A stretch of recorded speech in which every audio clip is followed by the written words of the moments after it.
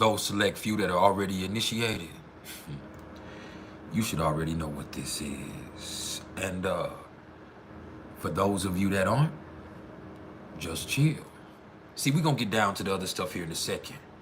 But what I'm always trying to get everybody to understand is everything is vibration. So, before we do anything else,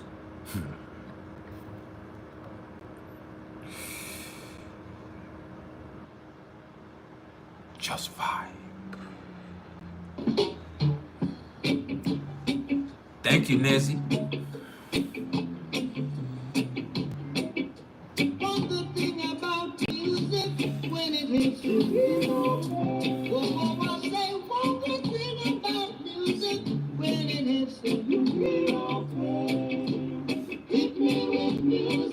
This is some Pisces moon vibrational therapy.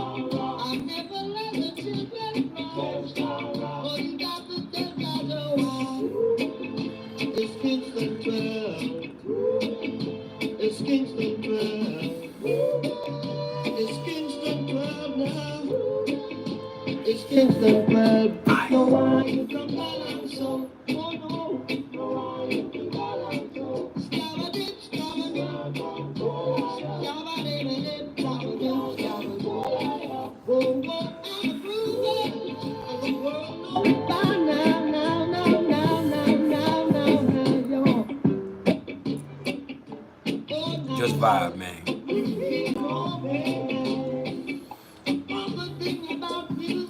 It's my birthday, just vibe with me.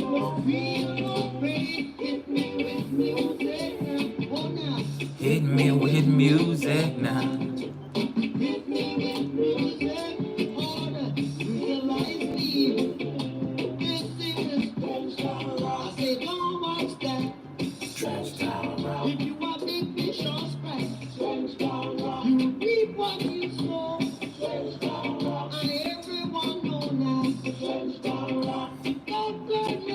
I appreciate that. Beats by Let's Zone That music. Let's zone out. Is the music up loud enough?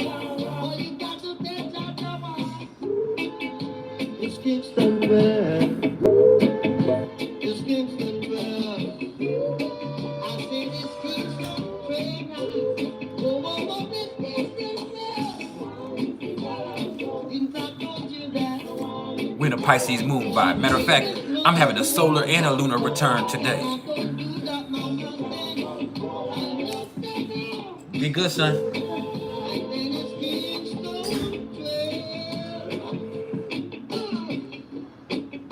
Now hold on.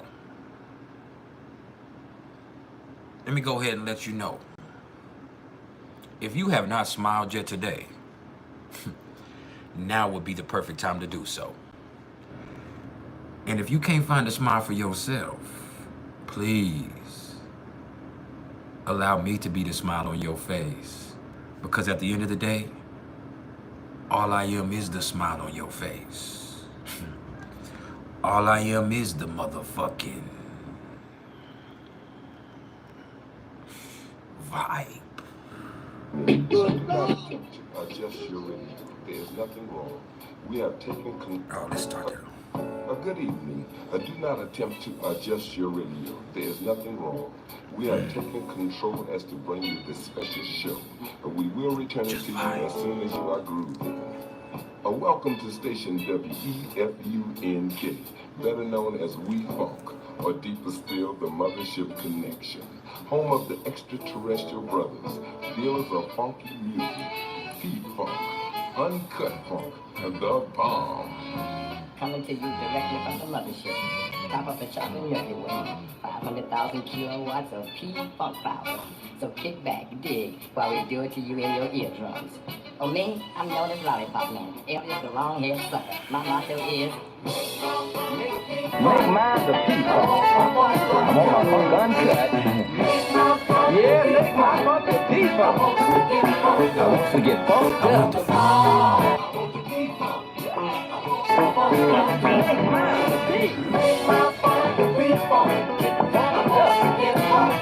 Yeah, WEFUNK, y'all. Now this is what I want y'all to do. If you got faults, I appreciate the love, Din Dan. you know, like arthritis, rheumatism, or migraines, whatever part of your body it is, I want you to lay it on your radio. Let the vibes flow through. One more time, let's hear that one more Not only time. moves, it can remove. Listen to what he said. Funk the default. I want to get funked up. I want the default. Yeah.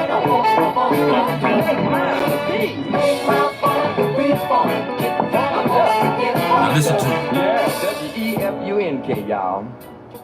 Now this is what I want y'all to do. If you got faults, defects, or shortcomings, you know, like arthritis, rheumatism, or migraines, whatever part of your body it is, I want you to lay it on your radio. Let the vibes flow through. Funk not only moves, it can remove. Dig? The Doug. desired effect is what you get when you improve your interplanetary functionship. Sir Lollipop Man, chocolate coated freaking habit form. Showing it to you in 3D. So groovy that I dig me. Once upon a time called now. Somebody says that funk after death. I say it's 7-Up. Vibe. P-Funk.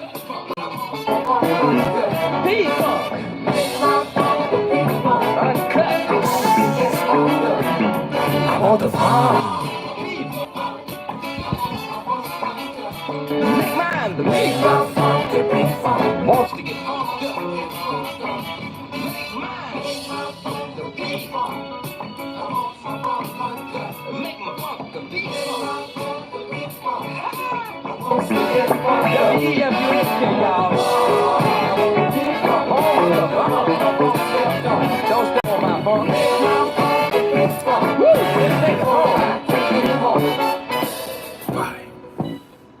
Yeah, I Yeah. did.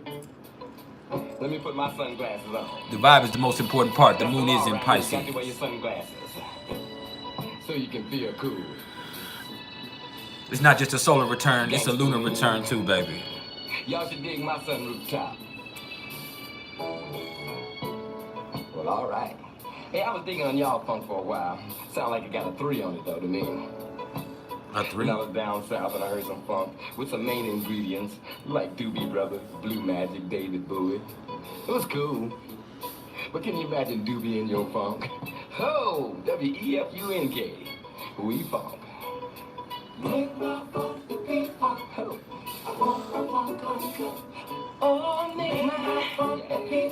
Don't nobody vibe like this.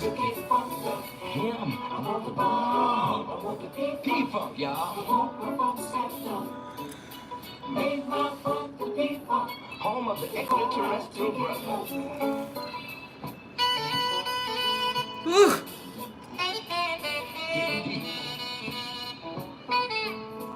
Make sure y'all hit the like button as you come in the door. Once upon a time called right Hit the now. CashApp. Hit the super sticker, the super thanks, the super chat. It is my birthday. Ain't it funky now? Vibe.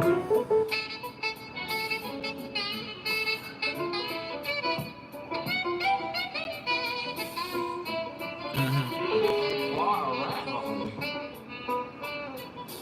Hey, We're gonna talk about the other stuff here in a minute, but first doing it to you in it. is the vibe.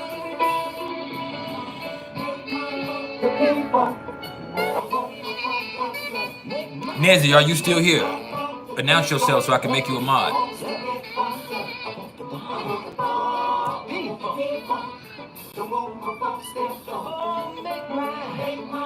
Oh, make my. Yeah. I appreciate it, fam.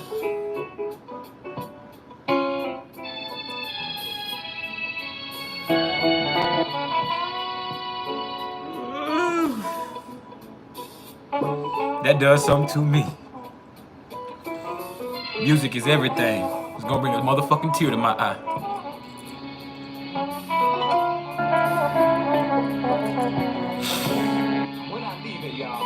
Stay tuned for Star Child. I am a Cancer, I will cry.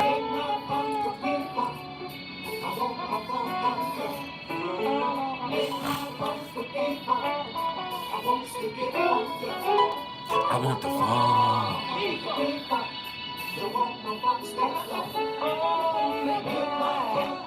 I appreciate the love, Vanessa.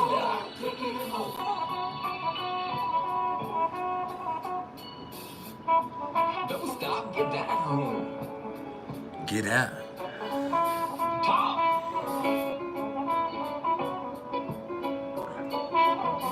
Go on.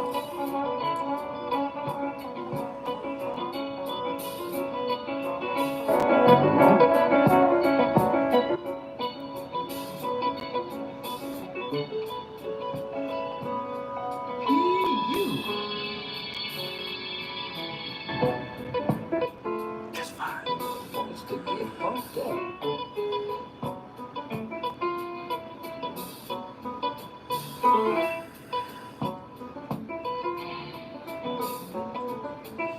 Yeah.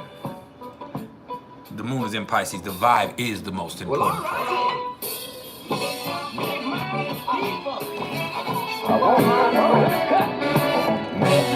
Make my muscle deeper, y'all.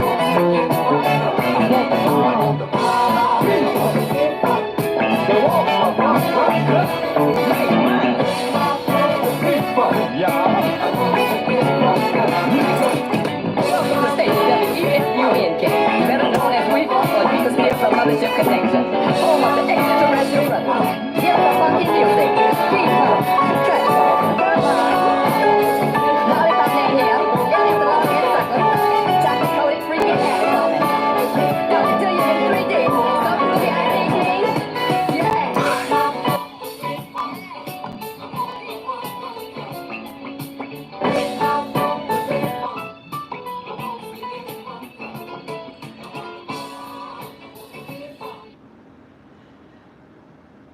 Hit the like button if you haven't hit the like button yet. And smile right now, cause I like it.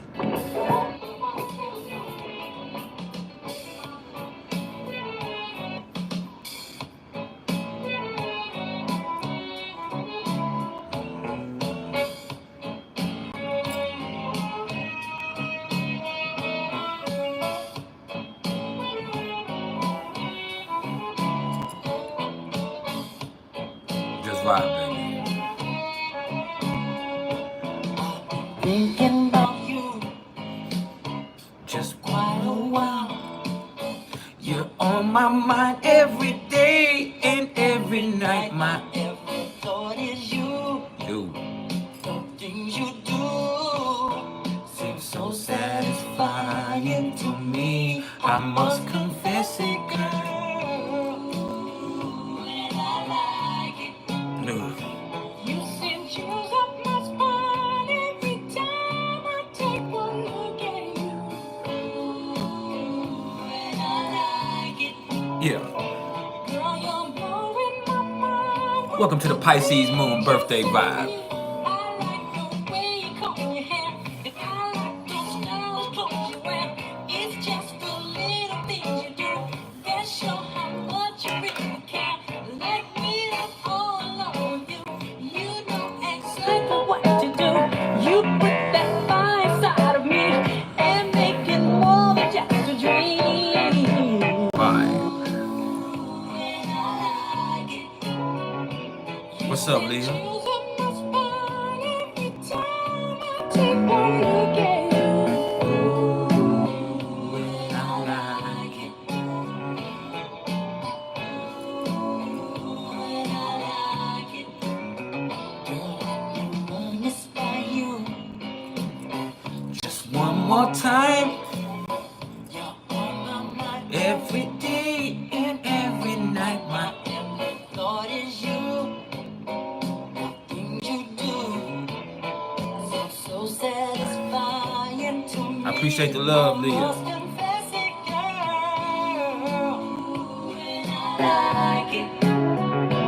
You send chills up my spine every time I take one look at you.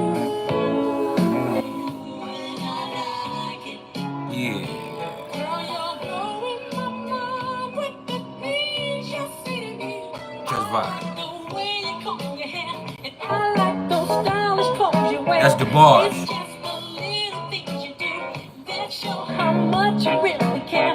Like when I'm all alone with you, you know exactly what to do. You never tell me and makes it more than just a dream. I like it, I like it, I really, really like it. Adore it, so come and enjoy it. I like it, I like it, I really, really like it. Adore it, so come and enjoy it. I like it, I like it, so I really, really like it.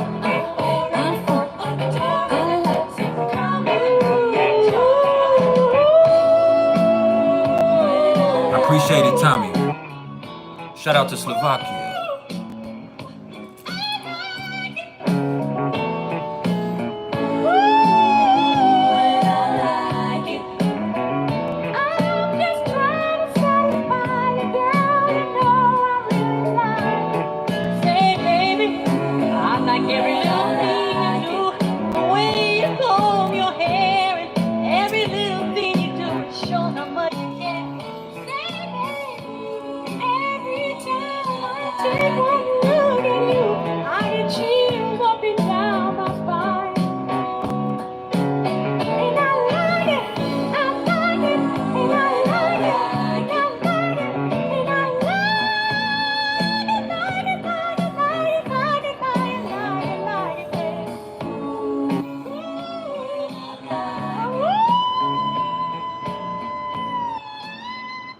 Now, someone just asked why we have so many mods. Let me explain it to you. This is priceless knowledge of self. We are the Vibe Tribe. We're here to raise the vibration with this knowledge and information. You hear me? There are thousands of us all over the world, so we're not thirsty for subscribers or hungry for attention. No. We have a vibe to maintain. And myself and my mods or my constituents are gonna do so. So if you come in here on some troll shit or some fuck shit, you're gonna be exiled immediately. I'm talking about banned expeditiously. You hear me? And it's not because of hate. No, it's out of love. This is a vibe. Ruled by Venus, what's up, baby? Leah, I thank you for the love on CashApp. Now let's jam to a little more. This is the moon in Pisces. We're gonna get into what's going on cosmically in just a minute. I'm gonna give you a ChEcK forecast, but first, the moon is in Pisces, so we got to vibe, baby. And I'm having to pay these artists. So y'all make sure y'all give me a little bread too. It's my birthday, and I gotta pay these artists for this music I'm paying. So, let's vibe.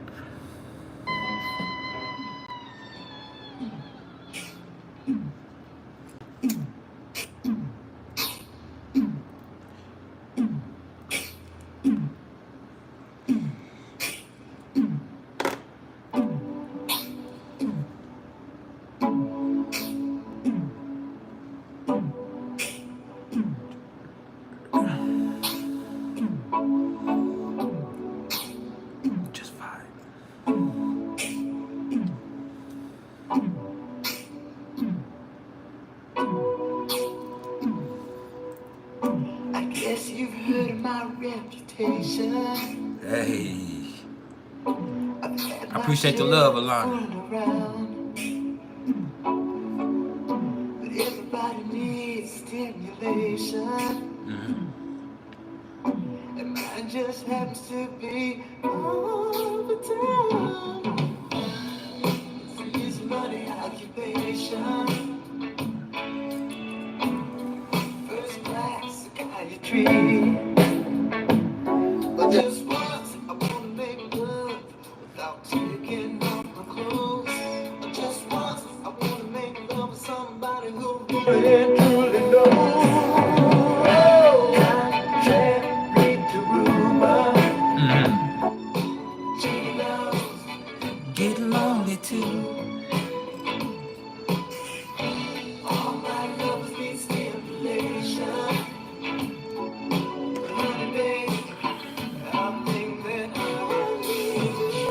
vibe. Baby, you're the kind of person that can turn my world around. Oh, won't you give me a little inspiration? Maybe that's what I need to make myself down. It's an easy money occupation. But honey, one thing understand. Leah, I'm bald, baby. That was a wig. I got more money than you could imagine anyone in the streets. But honey, money don't make no happiness.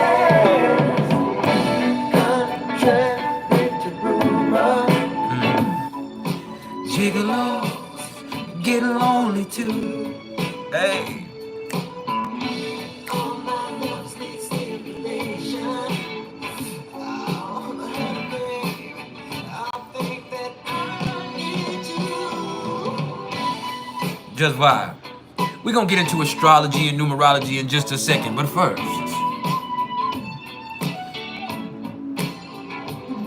First is the vibe.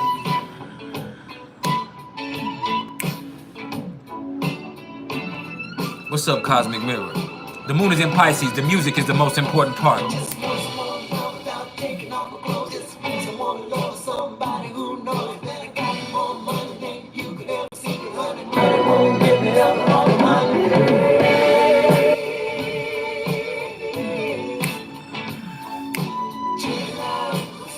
Get lonely too. all my loves need stimulation. Yes, it. But honey, baby, I think that I need you. Contrary to rumor. Gigolos get lonely too. All my loves need stimulation. But honey, baby, What's up, Stephanie Clayton?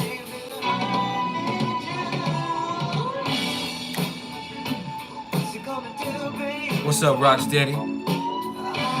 Yeah, the moon is in Pisces. We gonna vibe the right way. It's my motherfucking birthday, so we gonna jam like a motherfucker.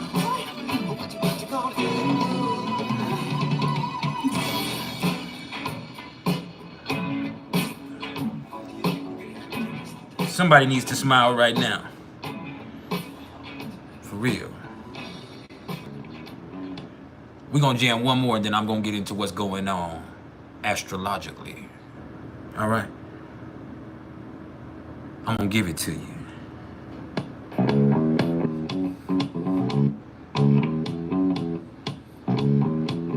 Roomy Reigns, what's up, baby?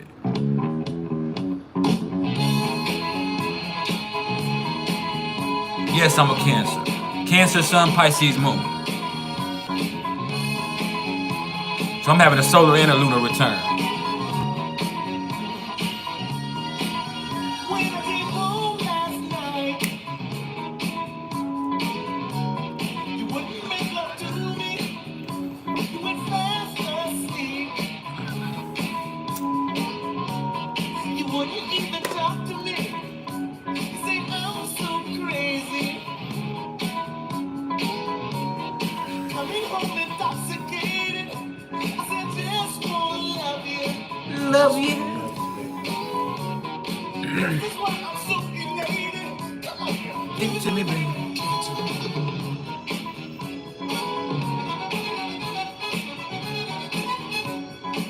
it to me, baby. Make sure y'all hit that like button. Make you hot like you had it enough. Give it to me, baby. Give it to me, baby.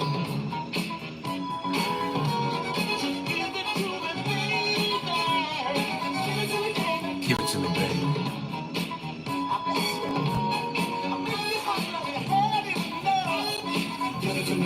Give me that funk, that sweet, that funky stuff. What's up, Double A? What's up, Eater Pisces? Hi.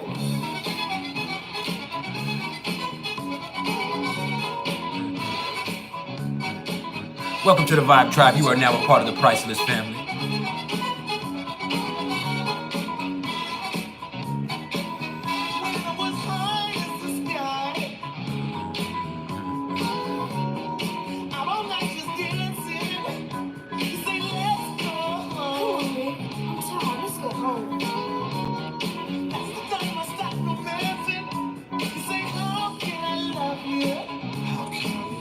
What's up, JK?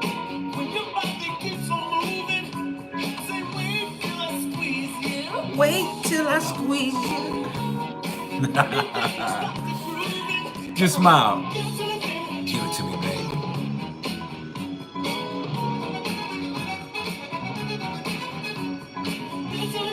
Give it to me, baby.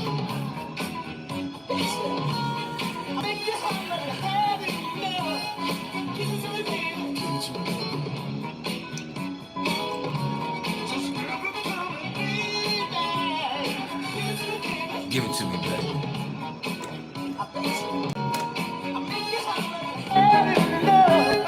Give it to me. Give me that stuff, that funk, that sweet, that funky stuff. Give it to me. Give me that stuff, that funk, that sweet, that funky stuff. Give it to me. Give it to me. Give it to me. Give it to me. Give me that stuff, that sweet, funky stuff.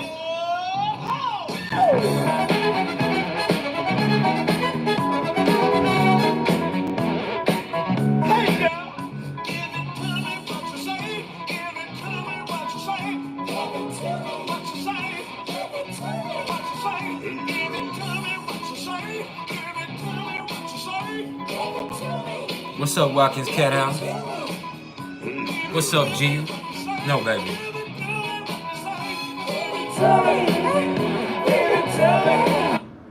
If I give off any scorpionic vibe, it's because I have Pluto in the first house.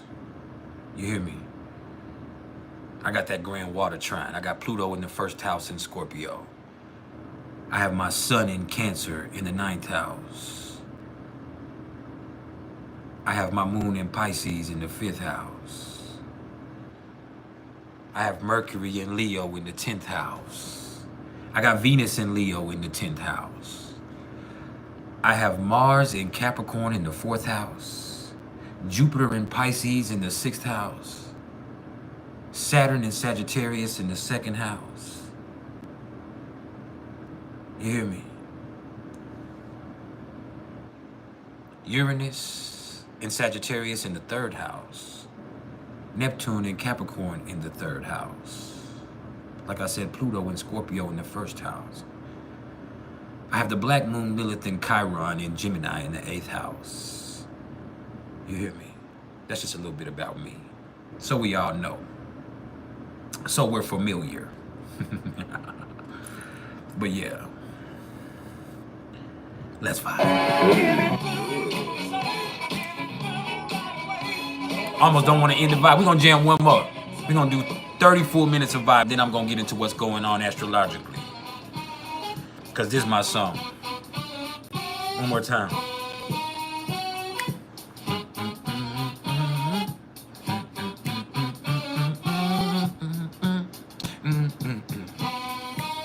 Yes, Watkins Cat House.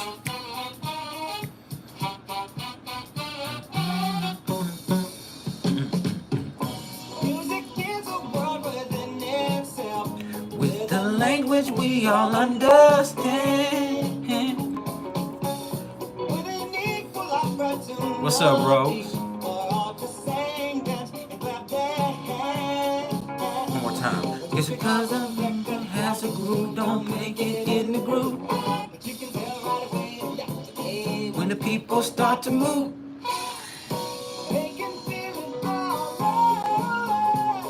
What's up? Shy Family Vlog.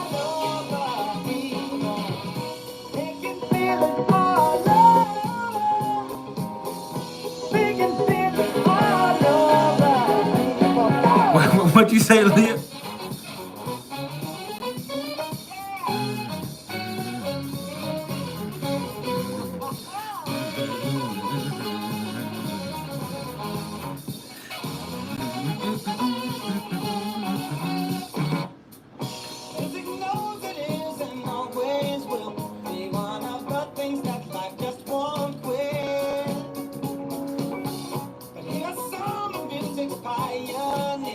that time will not allow us to forget.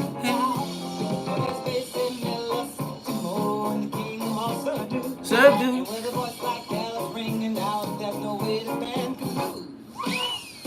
You can feel it all over. You can feel it all over, people. You can feel it all over. You can feel it all over, people. You can feel it all over.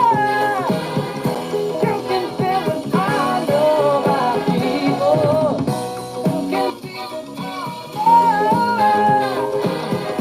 You can feel it all over, people. Yeah, yeah. Boom.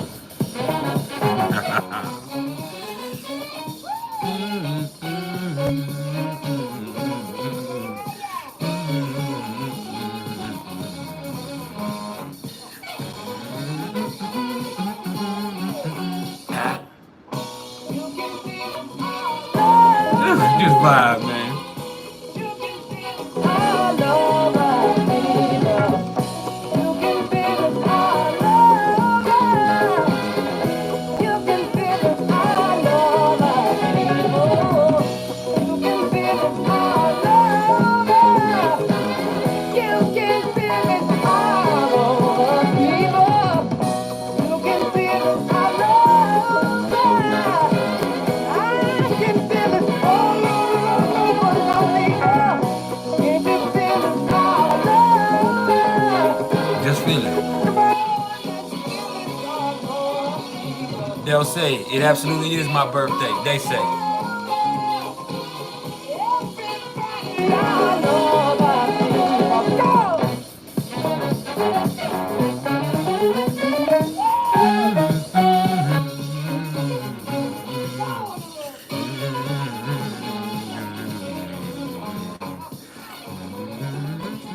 Now, we can't go there though. Let's talk about what's going on cosmically. All right. Make sure y'all hit the like button as you come in the door. See, we have the sun now sitting at 5 degrees of Cancer. So if you catch yourself feeling nostalgic, thinking of days long gone, that might be why. If you find yourself in your feelings, you can blame the sun and the moon. See, Cancer is ruled by the moon. So anytime you're in that Cancer vibe, you want to see what the moon is doing because that's going to set the tone more than ever. The moon is in Pisces, so you feeling everything. You hear me? I feel everything. I'm a Cancer sun, Pisces moon. Matter of fact, the moon is actually exactly conjunct my moon right now. So I'm in an exact lunar return. You might find yourself being more sensitive than ever. But with the sun being in Cancer, you might try to hide it. You're very wary of your vulnerabilities. But that's all right. That's all right. Can you feel that? And see, the sun is trine to the moon right now. I was born with the sun trine to my moon. And so when the sun is trine to the moon, there's this nice feeling that comes on. You know, the seeds of wisdom are coming out of your emotions, your intuition, your empathy are at their apex. You hear me? Emotionally, you might realize you're at a zenith. And the way you feel is easily expressed with the sun trine to the moon. Now, I do want to caution you. When we have so much energy in Cancer, things from the past tend to come back up. People from the past even. But you have to be careful and not to idealize things that went on before. We're not going backwards. You hear me? That's the truth.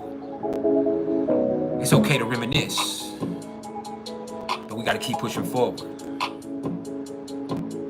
Yeah. Can you feel that? Can y'all hear me clearly? Now, or is the music drowning me out? Or is it perfect?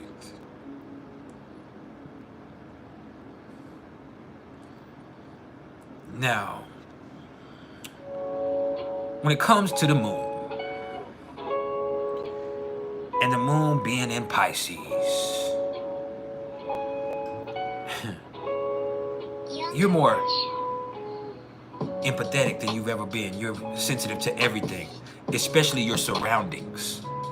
You got to make sure you're putting yourself in the right vibration because you're going to be affected by everything, whether it be the mood of the moment or the temperature of the times. Yeah. So you got to be careful. Make sure you put yourself in the right environment. Make sure that you're given the space that you need to express your emotions in a healthy place. And let me also tell you, you might need to spend some time by yourself with the moon in Pisces and the sun in Cancer. Just vibing, listening to some music. Figuring out what's going on with you inside. See, as a Pisces moon myself, I know that when the moon is in Pisces, there's a sensitive and a subtly instinctive nature that comes to the forefront. And there might even be so much going on that you feel the urge to retreat. You want to get away from it all, escape it. You hear me? I read somewhere earlier that when the moon is in Pisces, you might feel the urgency to encapsulate yourself in your own little bubble. And that's true. As a Pisces moon myself, I tend to isolate. I fuck with y'all online, but other than that, I don't fool with people in real life. I stick to myself. Even at home, I spend a lot of my time off in my own little bubble. You hear me? Let me help you out, JK. I'm gonna help you out for today. Before I go any further, 7/24/1988. I got you. I got you, fam. Let me see. 7/24/1988. You have a Sagittarius moon. You hear me?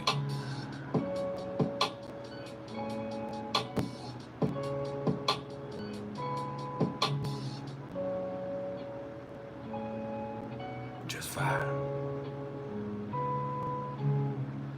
So you have a lot of fire. You're Leo, Sun, Sagittarius, Moon. You have a lot of positivity inside of you. A lot of bravery. A lot of inherent wisdom. Now, back to the transits. With the moon in Pisces, your spiritual nature is aroused and your creative imagination is stimulated. Your emotions are idealistic, and at the same time, the sun is in Cancer, so your mood can vacillate. And sometimes with the moon in Pisces, your emotions are not even yours. What you're feeling ain't even belonging to you. You hear me? That's the truth. Zadi, you said, am I a medium? I'm a lot of things. I don't like titles. Man, the thing is, with the sun in Cancer and the moon in Pisces and them forming that trine, your receptive nature is so enhanced that it's possible for you to take on the moods and emotions of other people. And I think I was looking at one of those astrology apps, and they said when the moon is in Pisces, there's a nebulous quality to it. And it might even be really difficult for you to define what you feel or even define what is real. See, that's another thing. That's how it goes. all you know for sure with the moon in Pisces is that your sensitive awareness and your ability to feel deeply and compassionately is almost all encompassing. For real. And the moon is not only trying, or the sun is not only trying to the moon, but the moon is trying to Venus and sextile to Mars, but square to Jupiter. See, let me tell you about that. When the moon is trying to Venus, it's a good feeling, but you got to be very careful that you don't drown in all of this empathy, because you're feeling other people deeply. You're feeling everything going on with them. You hear me? You're very much in tune with others. It might be hard to define what you feel, but you know that other people are feeling some type of way, and you're actually privy to that. With the sun sextile to Mars, and Mars being in Taurus, you just got to chill. Be patient with yourself. Be gentle with yourself. Get creative. Do something to make this energy that you're feeling worth it. That means use your imagination to create something divine. And if you do so, with Mars in Taurus, it could end up being timeless, ageless, spaceless, priceless. Yeah. Priceless. You gotta be careful, man. Because this shit can get deep. Now, the moon is also square to Jupiter, so you can see yourself being a little too sensitive to your surroundings. Jupiter doesn't know any boundaries. And there's just a conflict between emotions and abundance. So you can feel yourself being all over the place or switching up just like that. And it doesn't mean there's something different inside of you. It means you might have been exposed to a different environment, or something you picked up on just fucked with you a little bit. So you do have to be careful with that. But what is beautiful is when you have that square and it's the moon and Jupiter and it's Pisces and Gemini, there are some feelings of joy and happiness that get emphasized. But there can be too much of a good thing. See, the urge is there to indulge yourself or to take chances. And so what you have to do is temper all of this emotion with just a dash of common sense. Just a dash of common sense. Like, all right, maybe I'm tripping. Maybe I'm taking it too far. Maybe I'm... And that's fine. Just do that for yourself. Just do that for yourself. All right?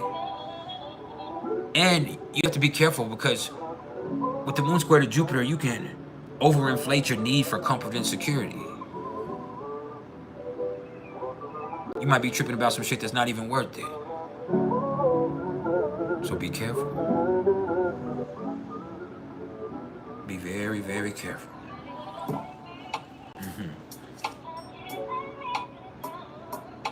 Now,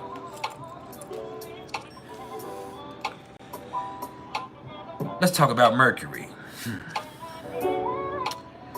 Because Mercury is sitting at 19 degrees of Cancer. Now, when you see Mercury in Cancer, everybody's mental process is much more influenced by emotions than anything else. So it does become a little bit more challenging to express pure logic. That's the truth. Because everything is emotionally influenced. And people's thoughts tend to turn to the past, and even possibly to domestic matters or safety. And people are going to communicate with more sensitivity than usual, but they're also going to take things with more sensitivity than usual. That means people are going to take things personal, whether it was meant that way or not. You yourself are going to take things personal sometimes, whether it was meant that way or not. You know. But the good thing about that is your memory does improve significantly with Mercury in Cancer. Now, Mercury is also trine to Saturn in Pisces, and we're in that exact trine. And Saturn has stations. Saturn's going to go retrograde in 3 days, and we'll talk more about that in a second. But when Mercury is trine to Saturn, people's thoughts are more grounded. Even with all of this water, it's like, okay, I understand how I feel. This is how I feel. And so you can express that stuff more deliberately. You know, but your mental energy can feel stifled because of all of this emotion. Like I said, it's a little bit harder to express pure logic, and then Saturn makes it a lot more difficult because you're really trying to crystallize how you feel on the subject before you speak on it, because how you feel is the most important part of it all right now. That's the thing with that. But you are mentally profound today. This is a trine. You are mentally profound today, and you do have a responsibility to yourself. Sometimes there are some emotions that you need to figure out what to do with in order for you to move forward efficiently, in order for you to get yourself in the right place mentally. If not, you can sink into a depression. You're feeling so much, and the emotions are coming in so strong that you can sink into a depression. You can start to think about all of that stuff that went on in the past, and it can start to fuck with you. You can start to think about the mood of the moment or where the world is headed, and that can really bring you down. You can't allow yourself to get into that place. Don't allow yourself to get into that place.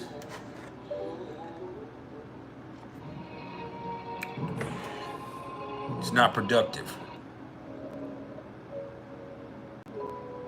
All right. Just been for a win.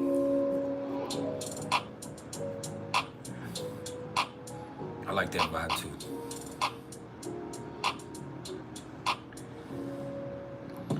Hold on, somebody sent me a message.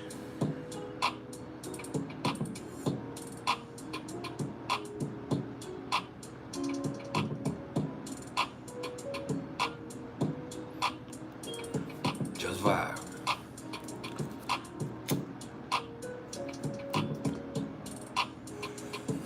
See, Venus is also in Cancer.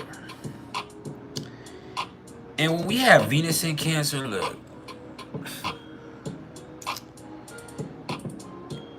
people are going to have a greater need to nurture and to protect their loved ones. People are going to be a lot more clingy than ever with Venus in Cancer. You hear me? And you're going to catch feelings a lot easier. Emotional connection is going to be paramount right now. All right? And you want to feel secure with your relationships. Now, what I've also seen is people feeling insecure about themselves. And so what they do is they kind of start reaching out to things in the past or reaching out to people who made them feel some type of way. They want a love they can feel, as the Temptations would say. They're looking for a love they can feel. And people are going to be willing to commit right now. Not in the same way as if it was Capricorn, but because Capricorn's more responsible. With Cancer, it's just like they want to cling on to something. I appreciate the birthday love, but they want to cling on to something. And you have people like, they get into their feelings and they're like, man, I want something real. I want somebody to love me. I want a love of my own right now, especially for those people that are single. They start to think, man, maybe it's time for me to settle down a little bit. Now, be careful. Because with Venus in Cancer, you can start to idealize situations from the past, especially with the moon in Pisces. You can start to really look back on things fondly that happened before. And that could cause people to reach out to old flames or to start to entertain the thought of going back to where they were before. It's funny. I saw one of my exes went back to their ex. Yeah. And I mean, that's cool, but I was just thinking, like, after all the bad stuff you told me about their person, and I know people tell people stuff when they're in relationships and they just express the negative side, but it was just interesting that this happened when Venus in Cancer, because this is actually her baby's father, her ex-husband. And so she wanted her family back. And see, when Venus is in Cancer, there is a focus on family. People start to think about what's going on for their family. Oh, I want my family. This is a family-oriented thing. Now, on the sexual tip, you got to be careful, because a motherfucker will try to impregnate your ass with Venus in Cancer. They might try to put a baby up in you. You hear me? They're trying to breed you and seed you.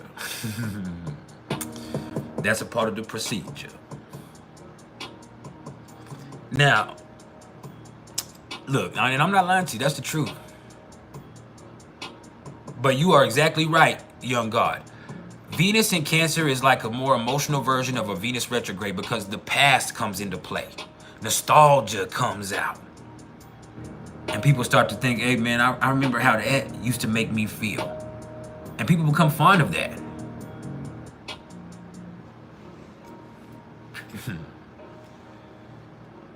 You hear me? But it's also a great time for you to make somebody feel good. Make a memory. You don't have to go backwards. Make a memory. That's what I want you to do. Make a motherfucking memory. Today is the day for you to make a memory. Now, Venus is sextile to Mars. And that's sexy. That's sensual. Straight off the rip. But it's not overtly sexual. It's sensual. You hear me? And more than anything else, with Venus sextile to Mars, people's interactions are going to be relatively smooth and harmonious. But this is Venus in Cancer and Mars in Taurus. So the energy to make and spend money is also going to be more pronounced. But more than anything else, what you see is a softening of intention for others.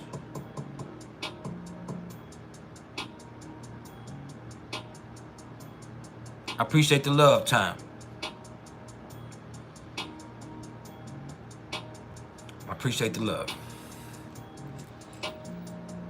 Yeah, we got Venus sextile to Mars. It's a very sensual energy.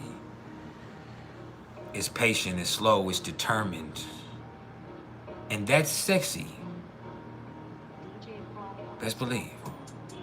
People want to take their time and do it right, get the most out of everything. And more than anything else, this is not a mean energy. People care. People want to be shown that they care. They want to be a part of something where people care about them.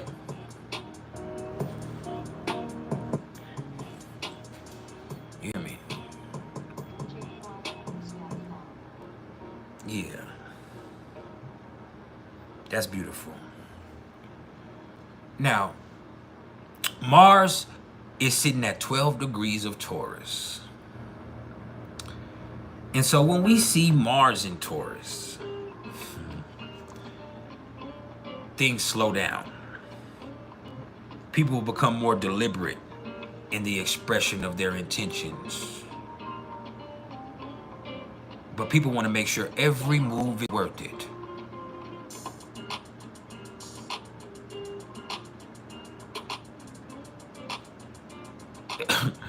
Kevin Barber.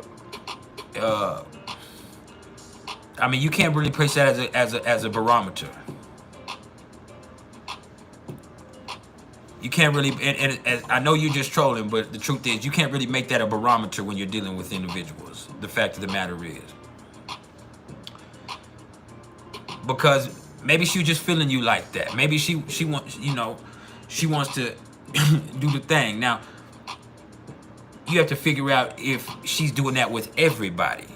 If she's doing that with everybody, swallow them up, then you might need to reassess the situation because she's for the streets. But you might have just had that connection to where y'all bonded in that level and everything was just right energetically for her to want to taste your seeds. Every situation in its own ways is probably going to have to be looked at individually. I can't give that an answer, but be careful either way. See, before I go any further, I'll tell you a story. One of my exes, she was crazy. She was an Aries Sun, Cancer Moon. And the thing is, we had been talking for a while. It wasn't like but the first time we met in person, she got out of her car walked up to me, grabbed my hand, pulled me to the side of the house that we were at, dropped them drawers, and swallowed me up.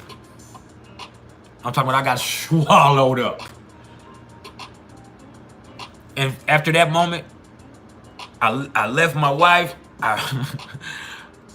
I went and moved in with that girl. Like, it was me. But she also did some other shit, though.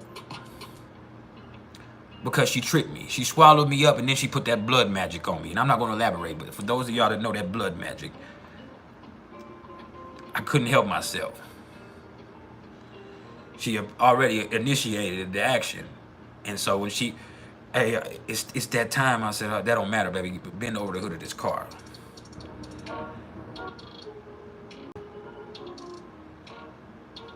But yeah, she swallowed me up and then purposely put that blood magic on me.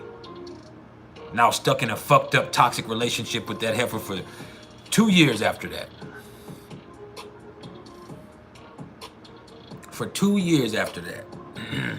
I'm telling you, I was married. I was just visiting. I was back visiting my hometown, and she was in my hometown, and we had been talking on Facebook, and I shouldn't have been talking. This is back when I was trifling. But she pulled up on me, and she just shouldn't have pulled up on me, but she's an Aries, so she's about that action.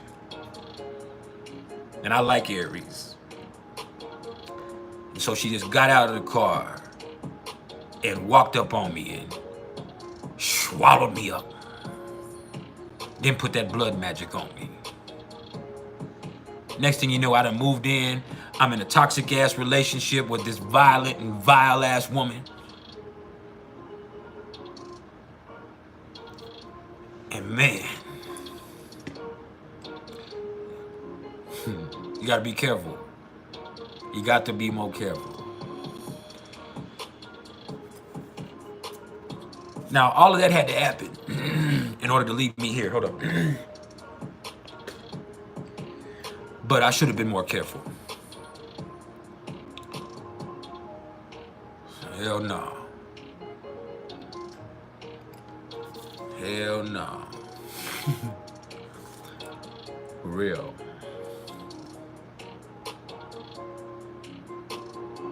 I had my own place. I was married, Marcus G. And I was visiting, but I was being trifling and cheating. And it was more or less like, you know what? I ain't going home. I called my wife and told her I ain't coming home. I called my wife and told her I'm not coming home. I'm not coming back. I was supposed to just be on a visit, but I had to let her know I'm not coming back. I'm a lost cause.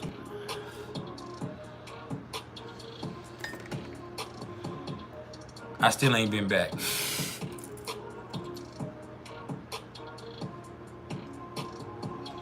But yeah, you gotta be careful. What's up, Timothy the Truth? You said, have I ever seen a demon? No. Not optically. I felt that. I felt that, you feel me? But yeah, I got caught up in my emotions. I've seen demons in dreams. I will tell you, since you asked, and since we're vibing and everything, I'm still gonna stay on the TrAnSiT, but I'll tell you an experience I had when I was young one time. I have sleep paralysis at times. I haven't had it in a long time, but, or I don't know if that's what you call it, but I would be in a dream, and I would realize I'm dreaming and snap myself out of the dream. But when I snapped myself out of the dream, I didn't wake up. Sometimes I wake up, but I wouldn't wake up.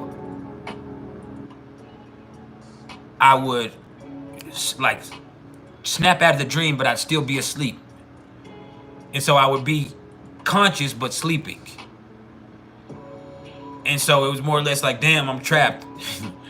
And I'm there. But on this one occasion, when I was like 10 years old, and I might have been 9 years old, I remember being asleep and snapping out of a dream. And maybe I snapped into another dream, but when I snapped out of the dream, I snapped into my usual sleep paralysis. But there was something sitting on my chest.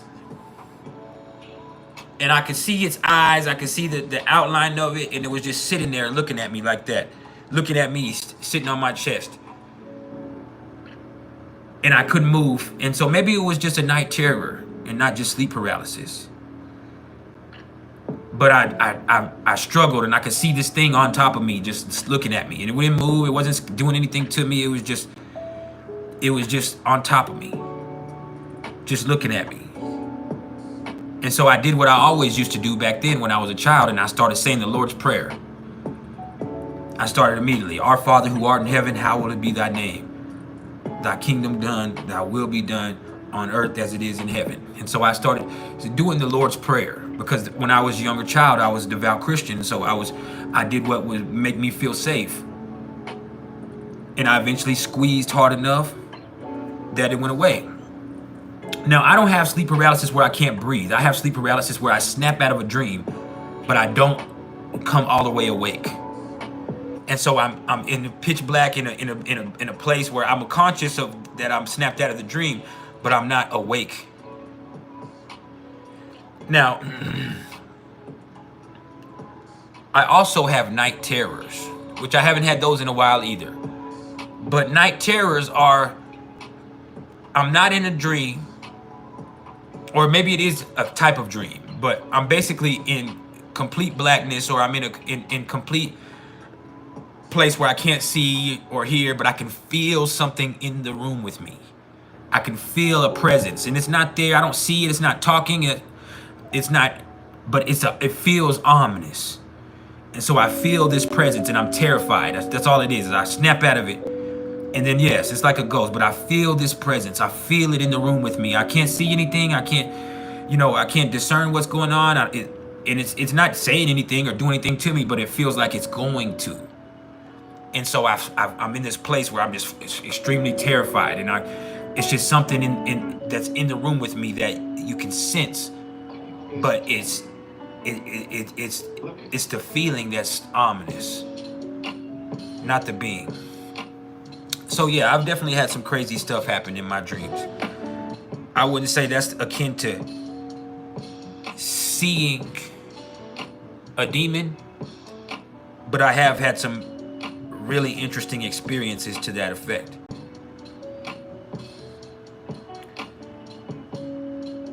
Some really interesting experiences. Now, let's talk about Jupiter. Because Jupiter is now sitting at 7 degrees of Gemini. And so with Jupiter in Gemini, first of all, I read once that through that there's an opportunity for good fortune wherever the mind is stimulated and allowed to experience something new. But the mind has such an impulse to experience new things that it leaves certain things undone. It wants to skim. And so you want to go on to the next thing. But the thing is, you get too many irons in the fire, what happens? You run out of fire. You get spread too thin. And that's the problem with Jupiter in Gemini. See, Jupiter is at home in Sagittarius, but on the opposite sign, it's in detriment because it gets spread too thin. It gets spread too thin. And another thing is there can be a lot of nervous or frenetic energy with Jupiter in Gemini because Jupiter is abundance, but Jupiter doesn't know boundaries. And so Jupiter is going to keep going and keep going and keep going. And Gemini is not expansive like Sagittarius is. It's more versatile. And so if Sagittarius is fine with that. It's expansive. Jupiter's at home there. But in Gemini, it gets spread way too thin. So you can see yourself caught in a state of anxiety. That's the truth. But yeah, more than anything else, people want to skim with Jupiter and Gemini. They want to go on to the next thing. They want to experience a little bit and then go on to the next thing. You want to learn a little bit and go on to the next thing. Now, you do have to be careful with that because people can be just learning things at surface level. So people can talk about something really well without really knowing what's going on. People are going to be more curious. People are going to be more witty. And it is going to be a positive time with Jupiter because Jupiter is blessings and abundance for anything that's about learning or anything that's about teaching or communication. That's the truth for that. That really makes it interesting. Now, with Saturn is now sitting at 19 degrees of Pisces, and Saturn is stationed. It's not going to move for a while, for like 3 more weeks, and then it'll move back to 18 degrees. But Saturn is sitting 19 degrees of Pisces, and it's going to station retrograde in 3 days. Now, we'll talk about Saturn retrograde when it comes next week. But with Saturn stationed here, this kind of brings certain energetic points into the focus. So anything you have from 14 or 15 degrees of mutable signs to, let's say, 22 or 23 degrees at the most, you need to pay attention to. The same thing with water signs, the same thing with earth signs. Because what this is doing with Saturn is it's bringing those energetic influences to the forefront. And so, for me, Saturn is square to my Uranus in Sagittarius in my 3rd house. So for me, it's about trusting my intuition, trusting what I know, which is hard to do because I have so much stuff going on emotionally. Now, with Saturn in Pisces, as I've told y'all over the whole last year and a half, you can't get caught up in the externals because the world is just doing what the world does. Pain is a part of it. Joy is a part of it. Heartbreak is a part of it. War is a part of it. Sickness, death. I mean, the positive stuff, all of it. It's just a part of the experience. So what you have to do is learn how to deal with things internally. Plain and simple. Saturn in Pisces wants you to learn how to deal with things internally. And you also got to realize there's some stuff you can't escape. There's some stuff you can't ignore. There's some stuff you can't avoid. So there's going to be some things that happen that feel like karmic experiences or it feels like everything is piling onto you at once. And as everything starts to pile onto you at once, you kind of start to be like, look, man, this is my karma catching up with me, or this is life becoming overwhelming. But the thing is, it's only overwhelming if you're allowing yourself to get overwhelmed because you can only deal with what you can deal with. And some of the stuff you're worried about ain't even shit for you to be worried about. I appreciate the love on PayPal, whoever just sent that. But yeah, some stuff ain't even worth entertaining, man. I appreciate the love, Reflection. Some stuff ain't your stuff. Some stuff is just a part of the experience that you have no control over. See, there's also this illusion of control that you have to release. And be wary of your anxiety and your fear because you can manifest your own problem. This is Pisces. Pisces is very manifestive. And so be careful because your worries can actually create problems for you, as we've seen with myself. And just figure out a way for you to process things as healthily as possible. Deal with what you can deal with and let the rest go with the flow. Find your faith. See, people developed a deep-seated fear of isolation with Saturn in Pisces. They start to stress about things, and especially emotional stuff, and they don't want to be by themselves. They want to look at other people, and they want to be around other people because, you know, when they're by themselves, they can't ignore how they feel. And so, here's the thing. The reason why people are doing that and they're prompted to do so is because a lack of faith all the way around. Fear.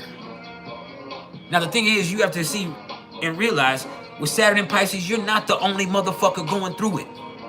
You're not. There's people all over the world going through it. They might not be going through the exact same situation as you, but they're not. But there are 8 billion people on Earth. So whatever you have going on, I guarantee you there's somebody else on this Earth that's probably experiencing something similar right now. You're not alone. And so through that, you learn how to have compassion for other people. You start to realize I'm not the only person to go through it. I do it. But the best thing you can do is have compassion for yourself and work on your own shit. Because how you gonna go get a splinter out of somebody else's eye if you got a log in your own? Do you hear me? So process these things as healthily as possible. That's how it goes. Deal with your shit. That's the best thing for you.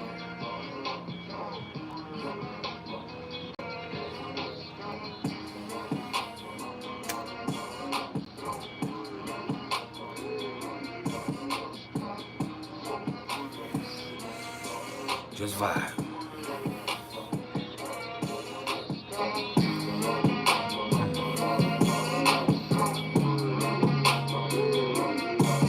Life is not just happening to you. You're not a victim of circumstance. You're just a part of a process.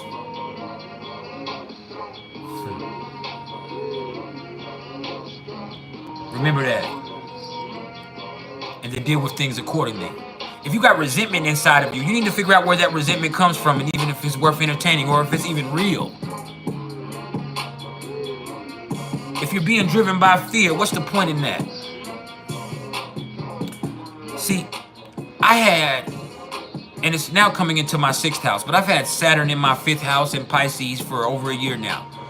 And I worried so much about being sick and dying that I wasn't living. Not only did I actually make myself sick, but I just wasn't living. I wasn't living. I was so worried about dying that I wasn't living. And so I had to get a hold of that. And my daughter, funny as it is, my daughter's the one that actually told me that. And the 5th house is children. And in your case, sometimes your children.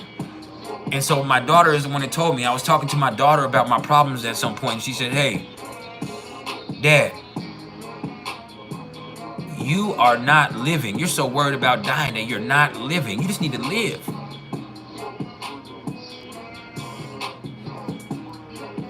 And that was essential. My wife told me the same thing. Stop stressing, bro. Live. Vanessa Marie, what's up? What's up to all the starlings that are here, by the way? Yeah. If you're on Facebook, you need to join Star. You know who we are. That's the Society of Tarot and Astrology Readers. But be careful. This is a shit posting group. You're gonna have to check your feelings at the door because they're gonna get hurt. You're gonna get singled out. Especially if you come in on some emotional shit. Another thing is, this is a goddess-driven community. So as a male, it's not really a safe space for you. It's gonna feel like it ain't fair. But you gotta look at it from the other perspective. Has it ever been fair for women? No. All right, so you just gonna have to take it or you can move around. That's the truth. You gonna have to take it or you gonna have to move around. Now, I'm gonna help you out as much as possible because I happen to be a king there. I am the king of it. But you gotta be careful. Now, we also have all types of branches of star. There's raising stars for those of y'all that have children. There's the star elder circle of superiority for those people that were born in the Pluto and Scorpio generation and before that. There's snack, the culinary version for those people that love cooking and love food. There's that. There is the Academy by Star, where it's specifically focused on learning. There's also spiritual starlings that's more focused on spirituality. There's stone starlings for those of us that like to blow. Yeah. Star is a beautiful community that has all types of branches, and it's a place where you can find your niche and you can be good. Just understand.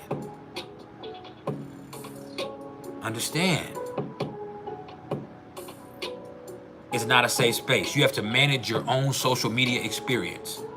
And that's hard for a lot of people to do. I'm not going to get into the whole diatribe about that, but you have to manage your own social media experience. Yes, Dazed. That's on Facebook. Look up STAR, the Society of Tarot and Astrology Readers. Yeah, you know who we are. I happen to be an admin there. But I also have my own personal group for those of y'all that are not a part of it, called Priceless Knowledge of Self. I have one for the Pisces moons called the Pisces Moon Club. I have one that's more focused on Vedic astrology called Astrology for All. I have another one that's focused on healing called Lunar Healing, 4th, 8th, and 12th house astrological assessments. So, check that out. I also have the elements of astrology. I forgot.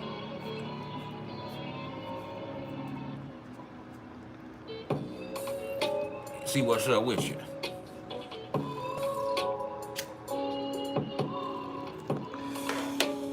Yeah.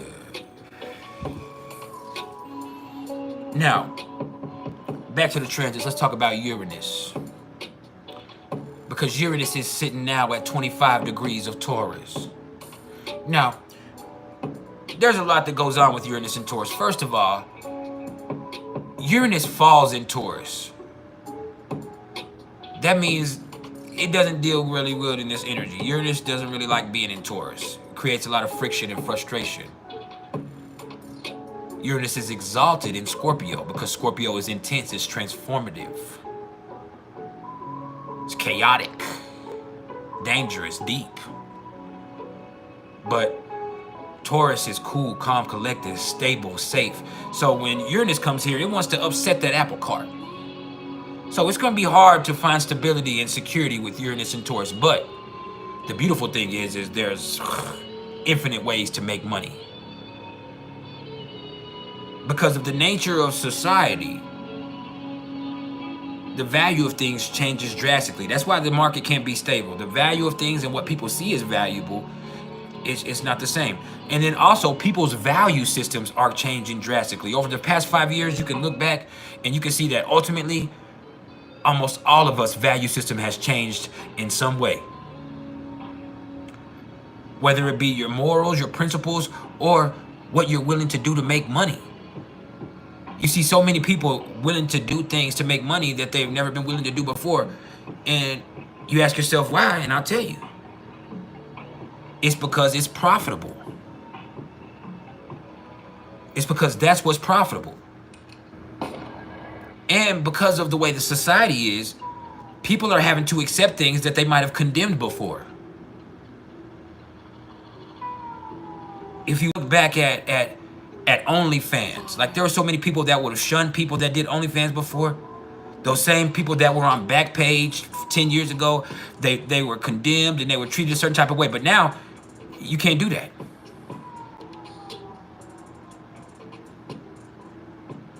Stars, celebrities that were once Hollywood actors and actresses now have OnlyFans.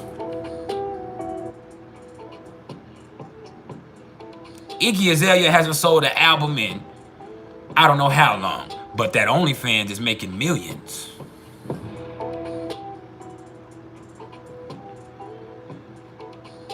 Bad Baby, Danielle Brigioni, the Catch Me Outside girl. She tried a rap career, she was doing that, but no, she made 50 million off OnlyFans. Oh girl, I forgot her first name. Her last name is Mateo, off Drea Mateo, off The Sopranos. I saw her doing an interview the other day and said, hey, OnlyFans has saved my life. Hey, we're not gonna judge anybody, Watkins Cat House. We ain't gonna do that. We ain't gonna do that. I love you, you know, we fan, we ain't gonna do that. But I saw whatever her name, Drea De Mateo. She said, OnlyFans has saved my life. The acting roles dried up in Hollywood. I got typecast because of my role in Sopranos, and now they only want me to play in mob movies. They only want me to play an Italian. And so her OnlyFans started popping. You see people that are able to make money on Twitch, on YouTube, Facebook Reels, TikTok. It's just turning your profile professional and sharing content or stealing content or whatever it is that you're doing. You have all of these opportunities for ride sharing platforms and for delivery platforms that came into play because of the pandemic. People were having to be at home, so people wanted stuff delivered. The restaurants still had to keep up their business. You see people who now cook. They make plates. They do, if they don't make plates and sell plates, they do recipes and record themselves doing it. I see a girl all the time. She's on Facebook Reels. And she cooks a little bit, but more than anything else, she has a heavily exaggerated Creole or Cajun New Orleans accent. And her page on TikTok is called Cooking with Jen. But all she does is really talk. She has some recipes, but she talks, and people love the way her voice. And so when people hear that, they really, really, really tap into her. You see couples that just have the camera follow them. You see women that do yoga. All you do is put some tight ass pants on up in that thing where you can see how fat that thing is, and they just do yoga all day. Or they sell sex through saying that they're doing yoga. And I'm not saying sell sex like prostitution, which, that's your thing, but I'm talking about they sell their sexiness through their yoga poses. You have people that go get their BBLs and they just have them follow them. You have people like Charles and Miss Netta. People who have built some type of celebrity. You have, what's the dude named King Karan and that old ass lady Cheryl. And they don't have nothing but like a 38-year difference in their marriage. And she's an old, half-dead looking white lady, and he's a weird, zesty looking little black dude. And they have people following them around, and they do all this other stuff. But more than anything else, people are interested in their life and interested in the dynamics of their relationship.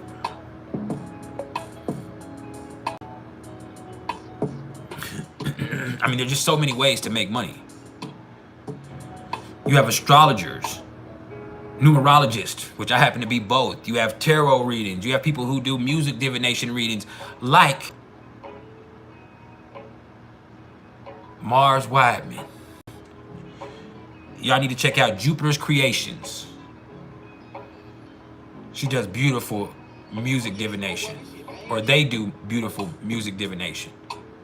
Let me address them properly. You have my boy John Hayes, who does inner child readings that are profound. You got my girl Darian Rice, who does healing and spell work. You have Barbara Flores, Temptress the Enchantress, who does Reiki. Like, there's so many ways to make money. You just have to be in a lane, and you just can't get caught up in one way of doing things. You can't get stuck in a certain mindset or in one method of operation. You have to be adaptable. You have to be adaptable. And the people that are stuck in their ways, their businesses are going to suffer. Plain and simple, their businesses are going to suffer. The old ways don't fly anymore. We got to do something else. There's, with Uranus and Taurus, there's so many motherfucking ways to make money. You have no excuse for being broke. But understand, we're not in a stable market. People's opinions are so influential that what's valuable, it can change just like that. You could be something that's hot, and then all of a sudden your whole motherfucking career can be on a downturn. Just look at Drake. And with this Neptune and Pisces culture that we're in, everything is projective. So something doesn't have to even be real or right or true. And if enough people believe it, it creates a whole different realm of reality.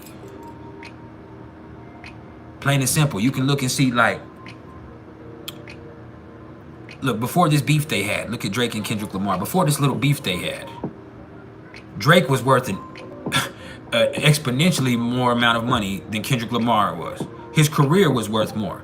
But after they had this beef and people's opinions were swayed one way or the other, Drake's career is on a downturn. Whether he plays cool or not, his value has went down drastically, and Kendrick Lamar's has skyrocketed.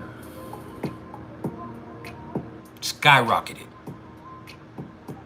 People's opinion. You can see people get caught up in a certain product, like those Stanley Cups last year.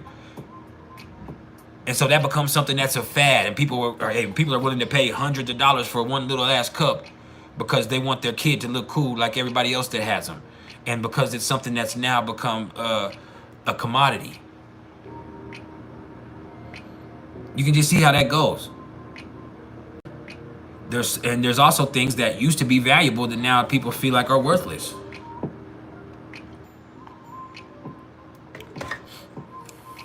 So that's definitely a thing with that.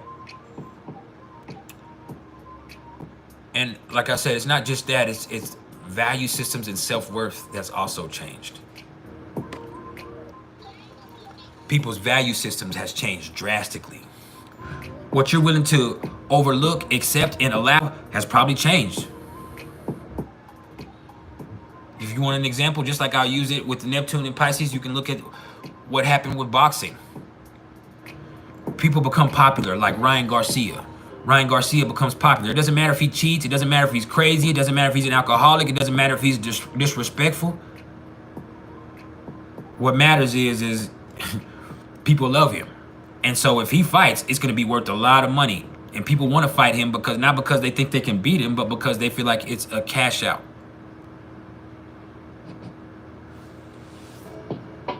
You want to be associated with that. That's the truth for that. It's a trip, man.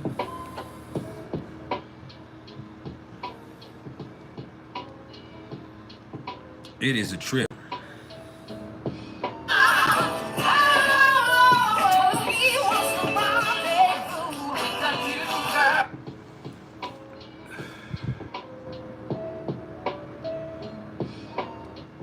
Who said that? You said that? Now,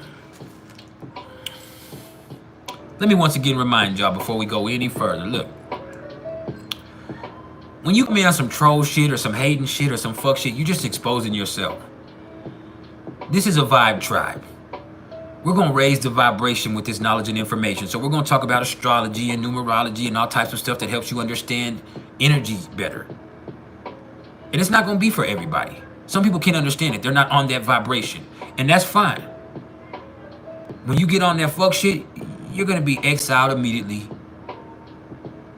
I'm talking about banned expeditiously.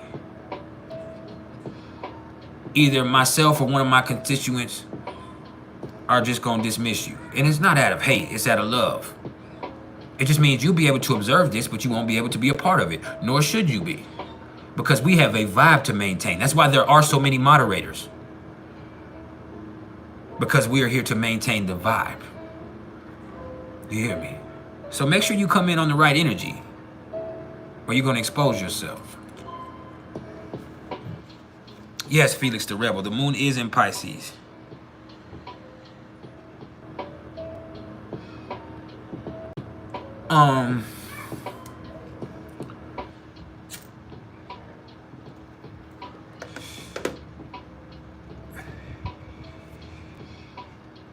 Just fine.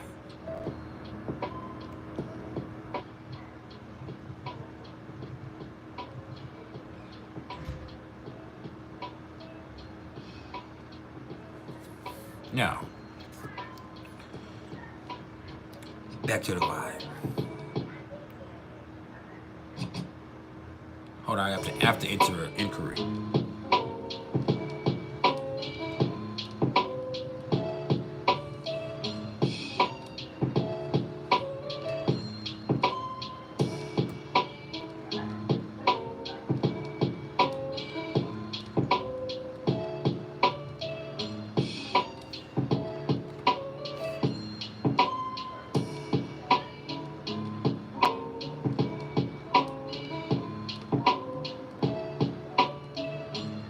I gotta answer this customer or this client.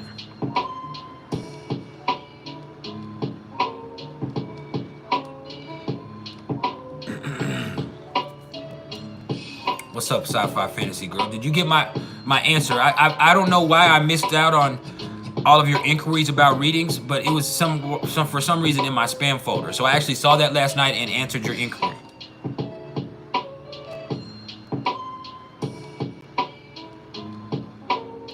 Hold on, let me answer this. I have to answer one of my clients real fast.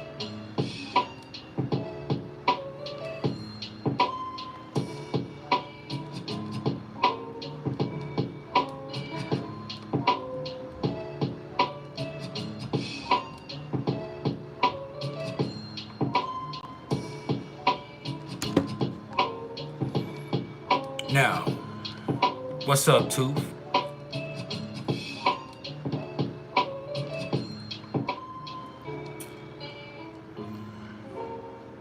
Let's talk about Neptune.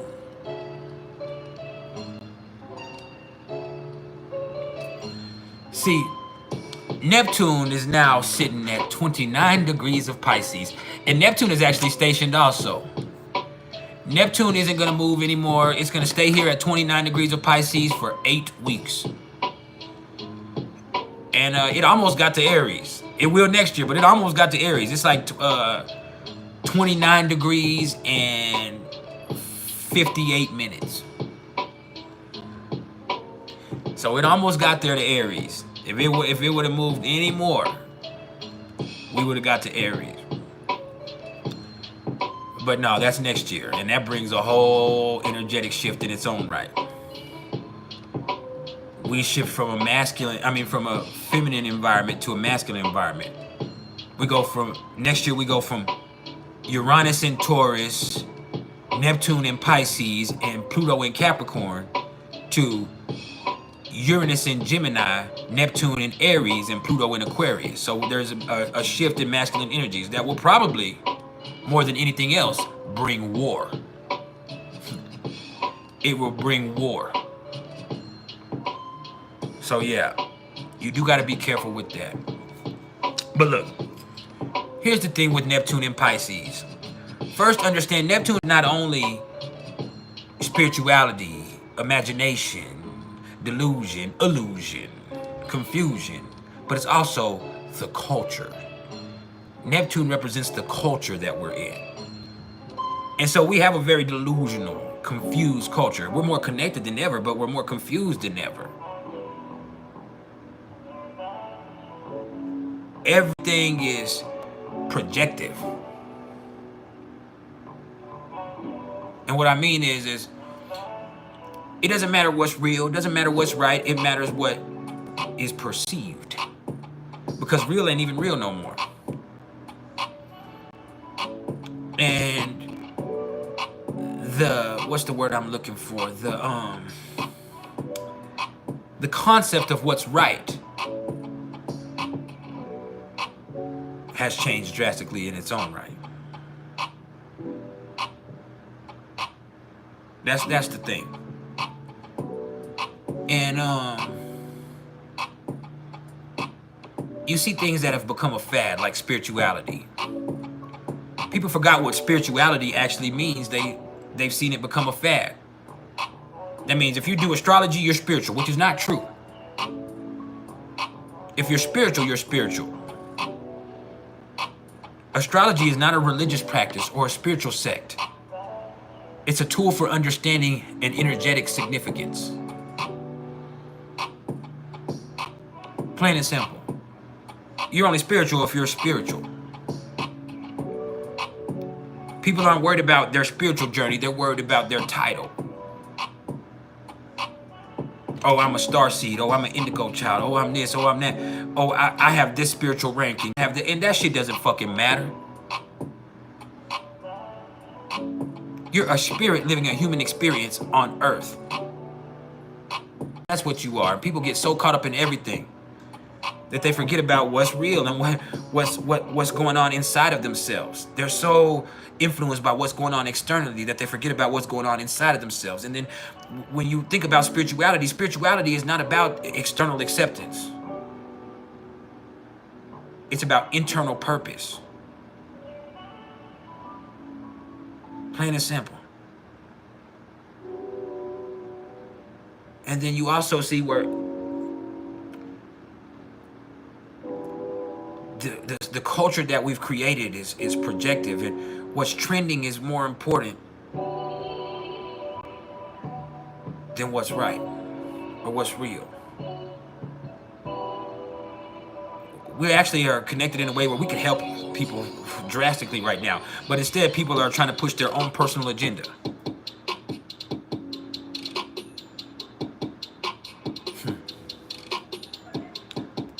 I'm trying to go viral.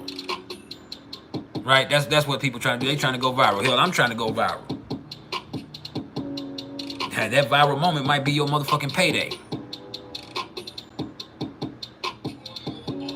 That's the truth. But people get so caught up in trying to go viral that they forget about what's visceral.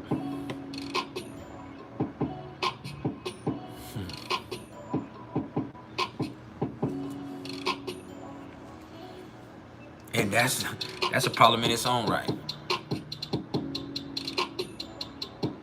People forget about what's right and they accept what's popular. Back to what we were saying about boxing earlier. It doesn't matter if Ryan Garcia cheated. It matters that you don't like Devin Haney, so it doesn't matter. And Ryan Garcia's cool, so we accept it. Fuck it.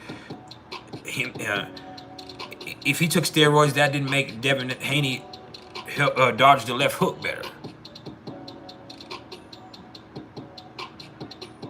The politics or the principles of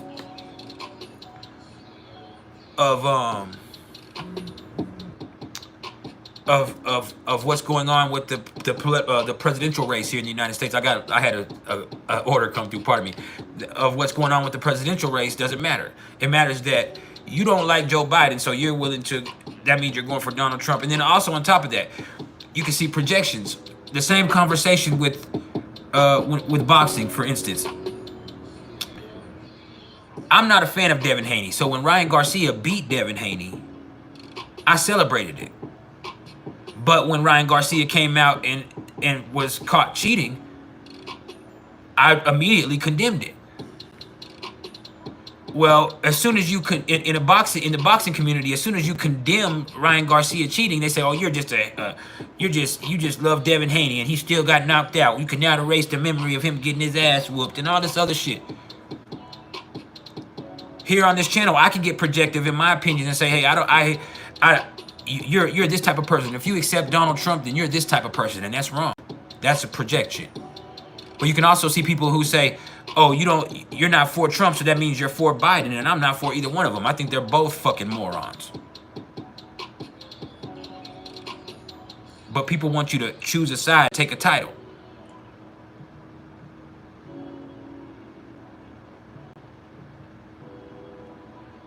There's people in society that say, "Oh, if you accept and love the LGBTQ community, then you might have some stuff inside of you. You might be gay. There might be something that you got going on to where, or if you don't agree with that principle, then you're phobic." I appreciate the love, Licious Booty.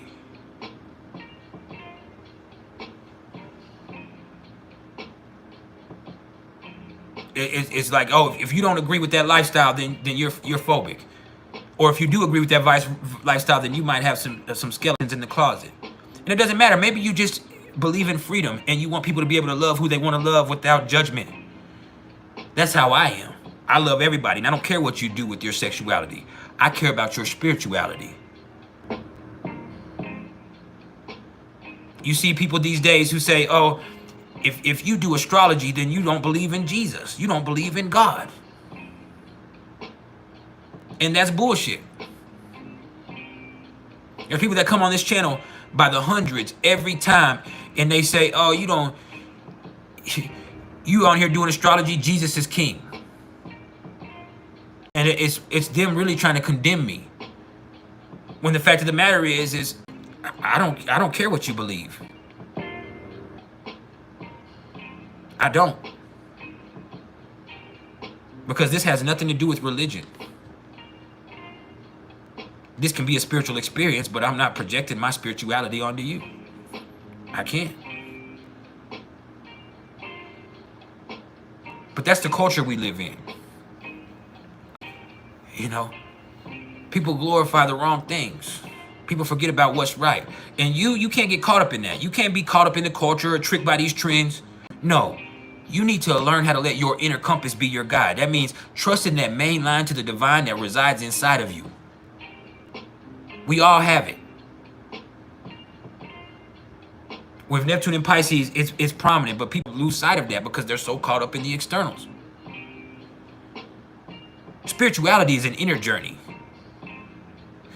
It's not a trend or a fad. It appears as such because that is what it's portrayed as.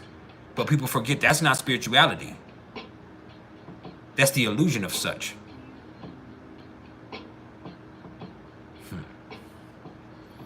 Yeah, I'm on your ass today.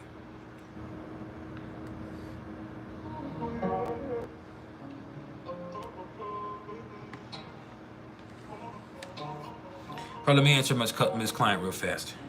JP Productions.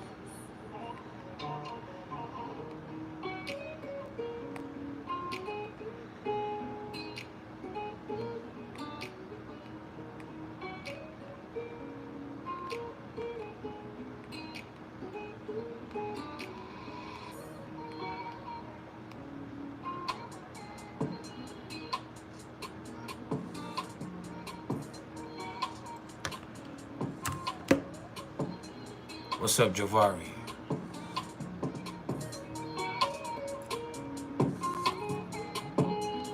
This is some Pisces moon vibrational therapy. Can you feel that? It is my birthday. So I'm in that solar return and that lunar return. I'm feeling myself.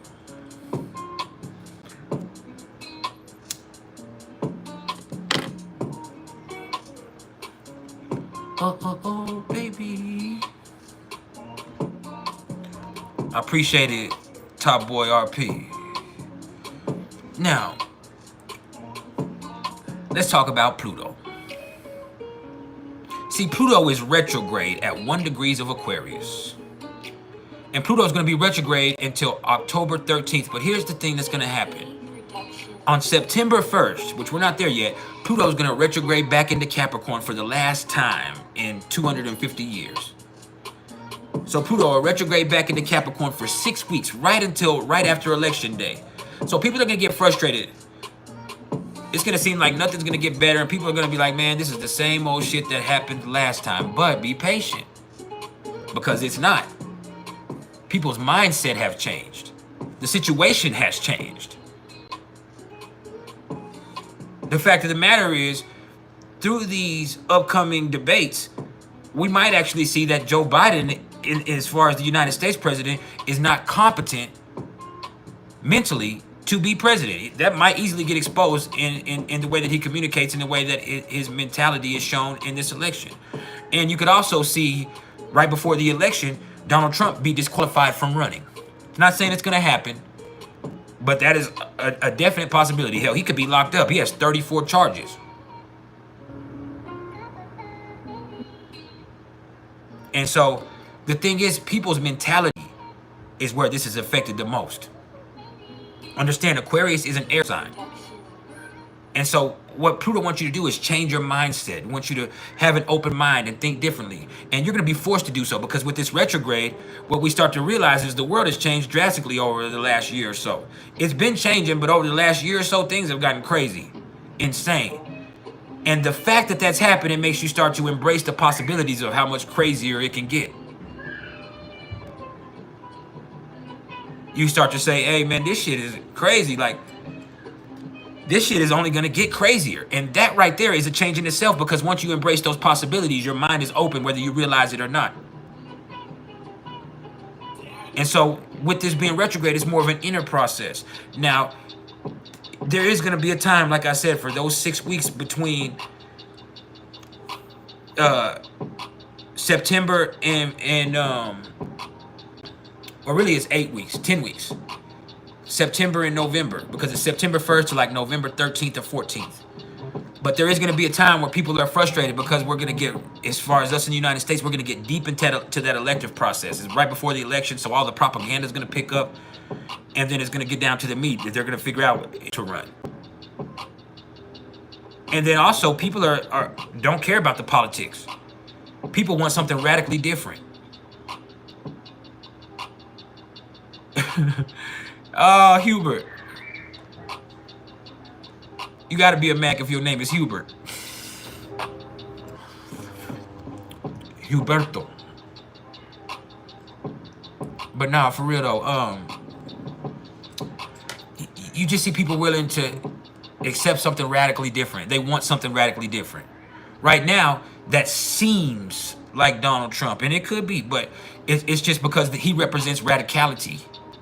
His whole aura really reeks and oozes radicality. But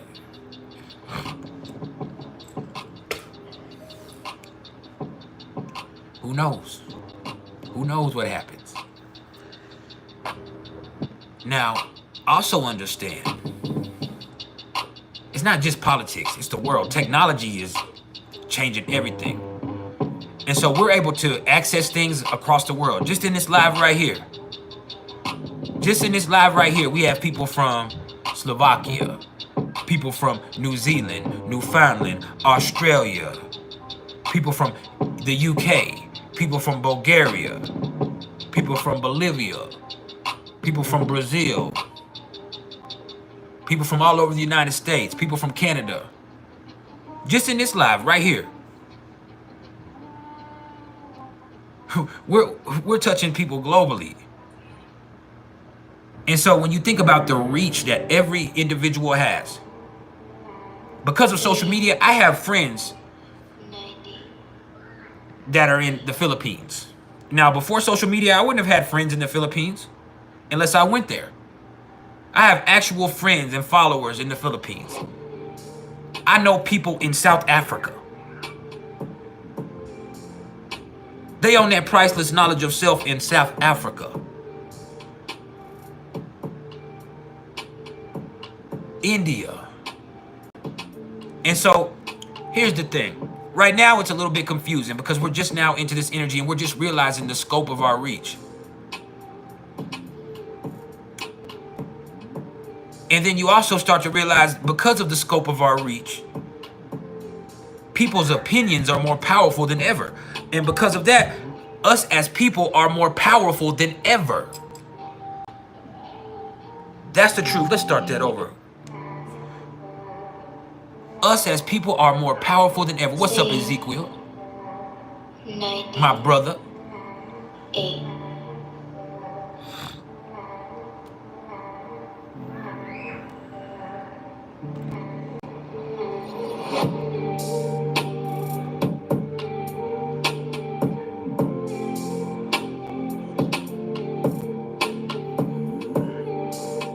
Damn, Hubert, you hitting on everybody.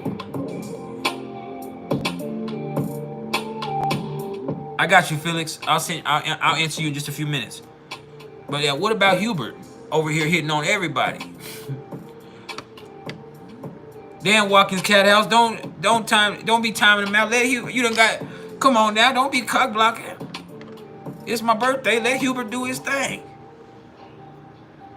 Shit, let Hubert get at whatever Hubert want to get at. Hubert. You gotta be careful. Watkins Cat House has that Venus in Scorpio.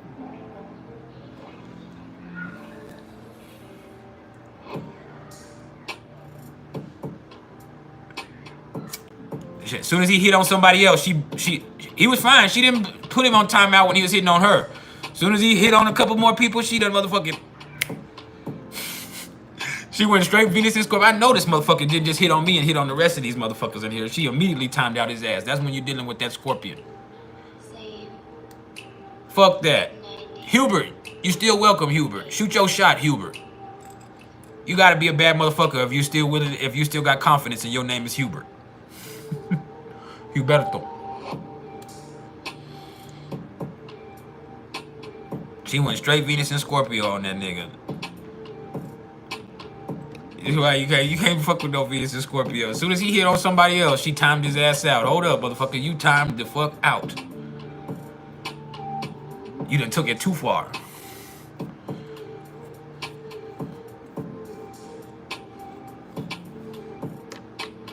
Y'all crazy. Y'all crazy. Oh man, I love y'all, man. What the fuck?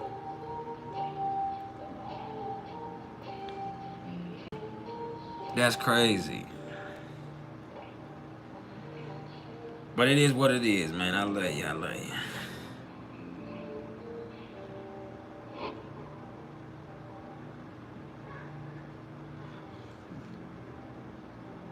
But yeah, y'all the trip, man. She went straight Venus and Scorpio on that nigga. Canceled his motherfucking ass. Come back, Hubert. But yeah, I appreciate the love on CashApp, Ezekiel. That's love, fam.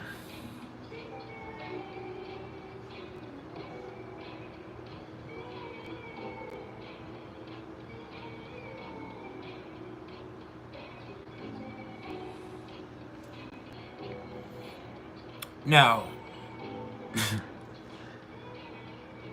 let's talk about Chiron. Because Chiron is the wounded healer. And what happens with Chiron is through awareness, you're allowed to heal things. You might need to acknowledge that there's some stuff going on. So with this, you let Aries be the awareness that you yourself have some stuff that you need to work on. The awareness that comes with Aries ultimately is like, hey, I realize where my feet are, but I'm also accountable for wherever my feet are in life. So you become aware, then you acknowledge, then you become accountable. And that allows for action. So it's like, damn, I realize where my feet are. I'm also accountable for wherever my feet are. And you're not only accountable for what you do, you're also accountable for what you allow. And that's a concept that's foreign to a lot of people. If somebody's fucking you over and you're accepting it, at some point you're gonna realize you only get what you allow. If somebody's pushing you around, at some point you gotta push back or move around. There might be some things that happen right now that you feel forced to confront. It's like, damn, this shit is popping off. I gotta confront this. And hey, maybe you do. I appreciate the love, source of sound. Maybe you do. There are some things that some of us just have to confront. And the universe isn't conspiring against you. It's just time. Ain't no going backwards with Aries. And with Chiron and Aries, you're accountable for wherever you are. And that's the only way you can move forward healthily, is holding yourself accountable for wherever you are in life. And the only way you can hold yourself accountable is through awareness and acknowledgement. Awareness and acknowledgement. And there might be some things you have to confront. There might even be a conflict. That's also a part of the process.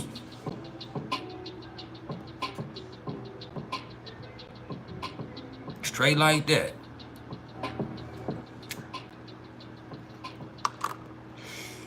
Straight like that.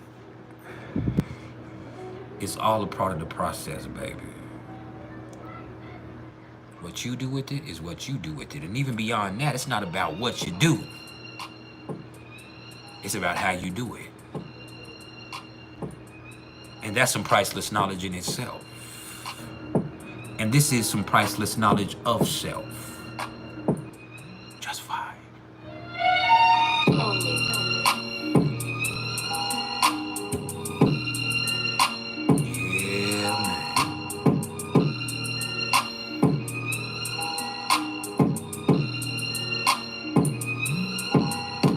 Just let it seep in.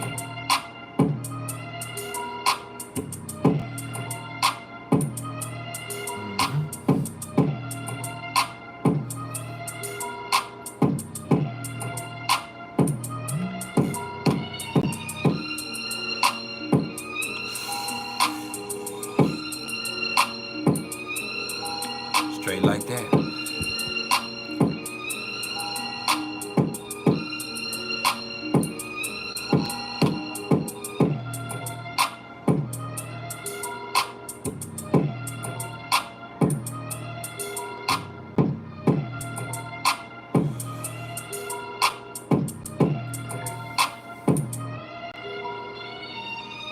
Mandisa Madonchi. How you doing?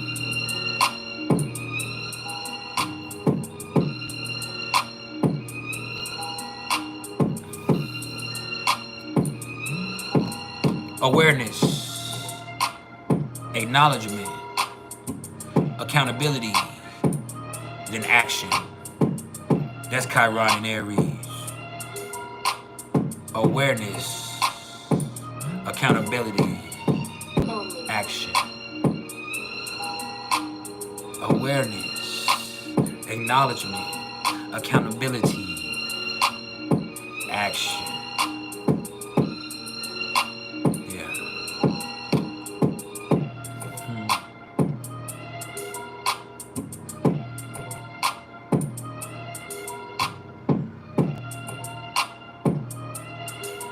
Watkins Cat House, I said that's when Pluto will retrograde back into Capricorn for the last time for the next 250 years.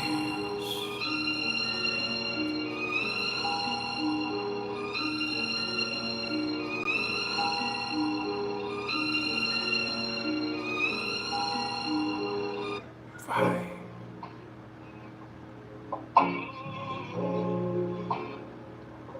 What's up, Elaine? I don't play songs.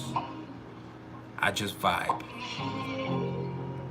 She knows, she knows, she knows.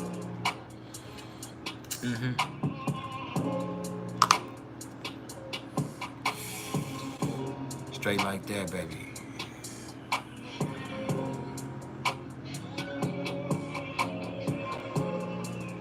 Now this leads us to the Black Moon Lilith. And so the Black Moon Lilith is at 29 degrees of Virgo. And before I go any further, let me answer Mandisa Modonsi. I go live anywhere from 1 to 3 times a week, depending on what I have going on in my personal business and how I'm feeling physically. I'm guaranteed to come at least once a week, but sometimes I come as many as 3 or 4 times. I would say the average is 2. I usually come on about twice a week these days. But I have a lot going on business-wise. My business is flourishing, and so I have to make sure that I stay on top of my readings. So I try to come give an energetic forecast and answer questions as often as at least 1 to 2 times, but sometimes as many as 3 or 4 times.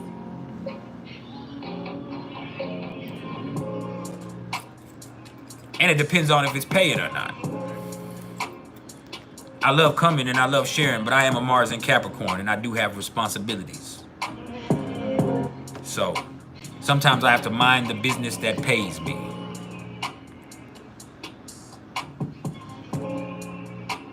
You did.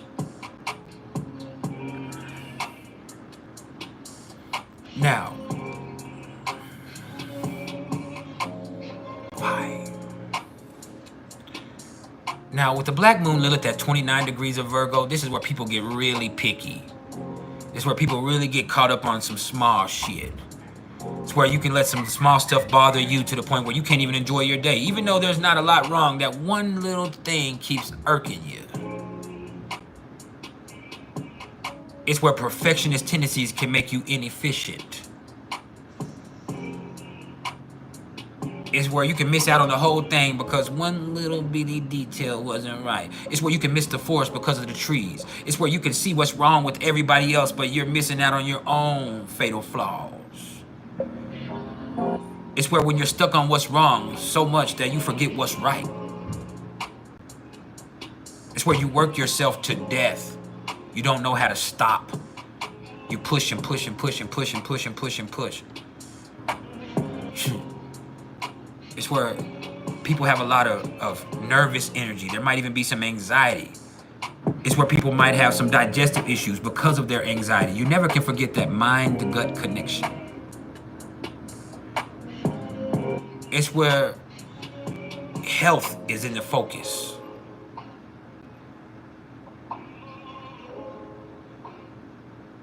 Yeah.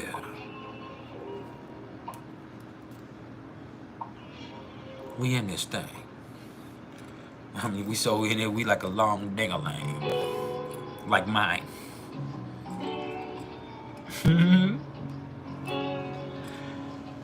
Like mine.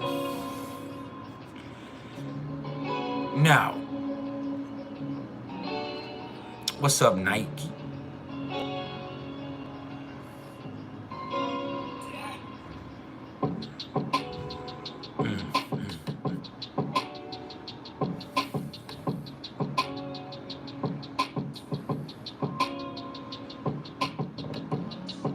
Oh, Sam. Let me see. Is that the... Oh, no, you... We know you lying.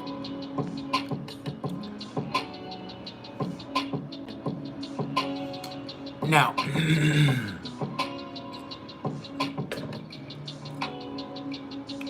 Let's take a look.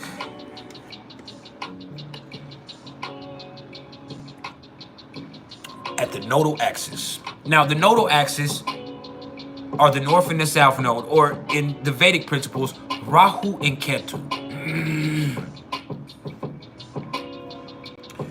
Rahu being the head of the monster or the dragon, and Ketu being the tail. The tail with no head, no direction. It's purpose with no direction. It's feeling with no direction. Where Rahu is direction with no feeling. With no purpose.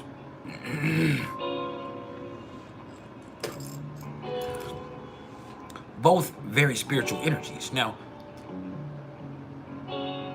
when we look at this from a Western perspective, the North Node is destiny, karmic destiny. It's what you should be doing. Whereas the South Node is what you usually do. So with the South Node in Libra, people have a tendency to be codependent, easily influenced. All it is. Easily impressed. Hold on. It's all a part of the process. A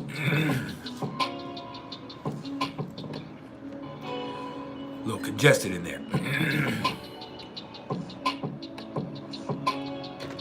Now, as far as the water deaths, I would blame Saturn. I know people look at Saturn like delays, but Saturn is also terminus. Saturn kills way more people than Pluto. So Saturn is in Pisces, and with that, you can see some water deaths, some drownings.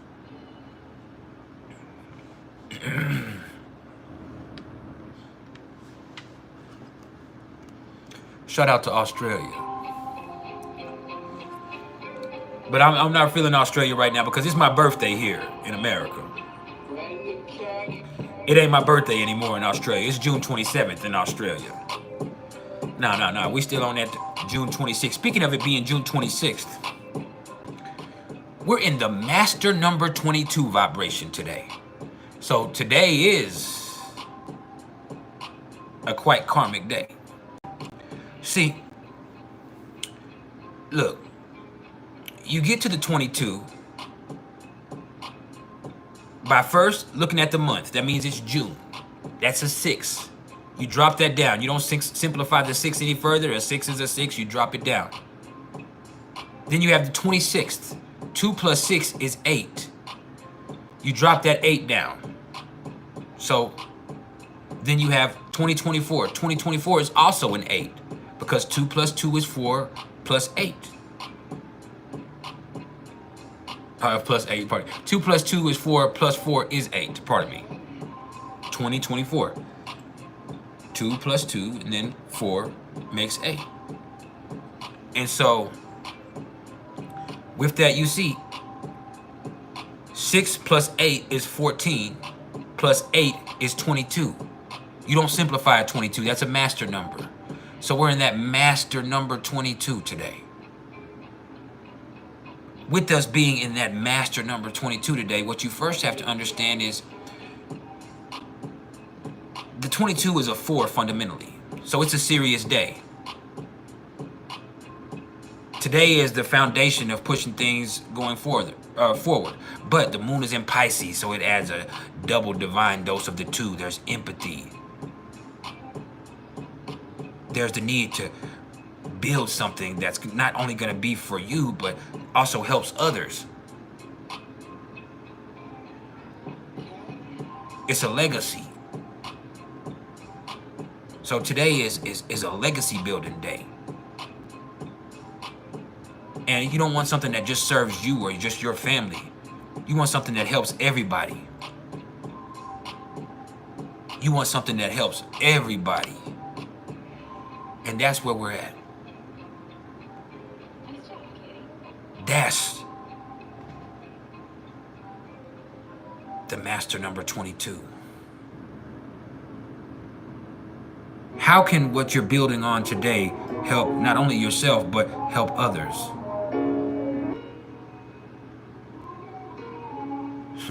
There's a lot of empathy, understanding, divine wisdom that's in the mix today, but you're also going to need balance. You need to separate what's yours and what isn't, because it can get overwhelming. Yes, you want to build a legacy that helps others, but you also have to understand what you're responsible for and realize you can only do what you can do. Because if you stress yourself out too much, it can be unhealthy. And the 4 is also centered around health. If I could look at the 4 as something energetically correlated with astrology, I'd say it's definitely earth energy. It's definitely earth energy.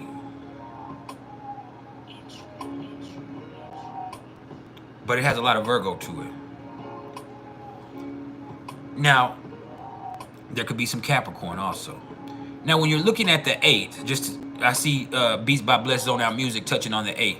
When we're addressing the 8 in numerology, looking at the 8 means looking at empowerment. The 8 wants you to develop your leadership skills, because it's not just about being a leader, though. It's about being a boss. You're going to be given a lot of influence. See, the 1 is leadership energy, because the 1 can go it alone. The 1's willing to go where nobody else has gone before. They're willing to take it there. Even if they're scared, they're willing to keep pushing.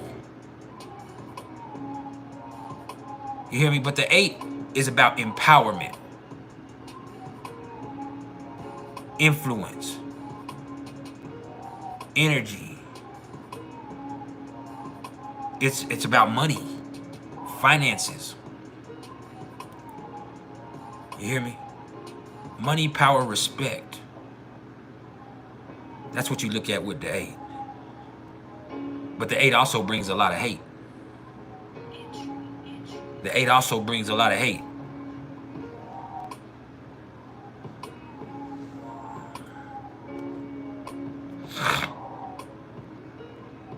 So you do have to be careful with that. The 8 brings a lot of hate. Just wait.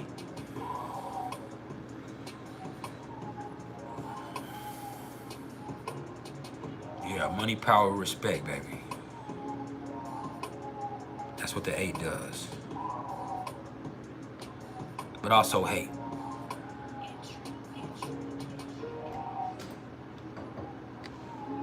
There's also hate.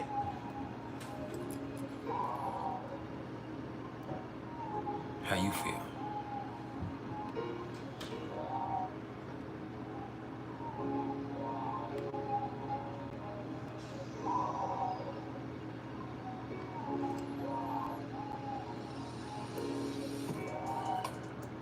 Just let it seep in.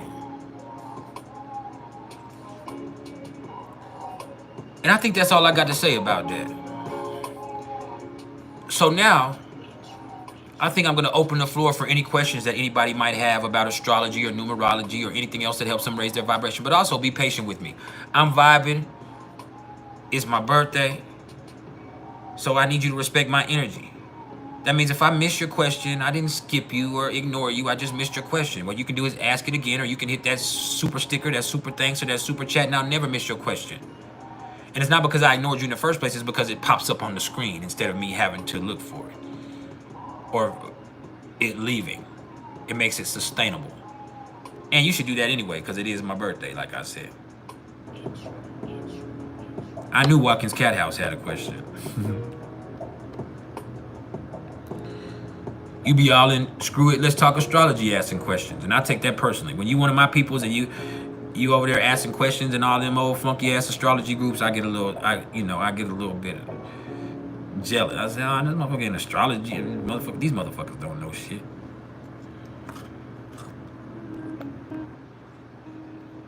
You said you're looking into yourself and your kid's 12th house synastry. Can I tell you about how it would affect the relationship with two people if one person's rising sun and moon fall in the 12th house of the other person? There definitely presents a connection when you have that 12th house synastry, that it does, and especially the sun, moon, rising, and all that, and if it makes a connection with that individual, but also it can be an unhealthy connection, a dependence.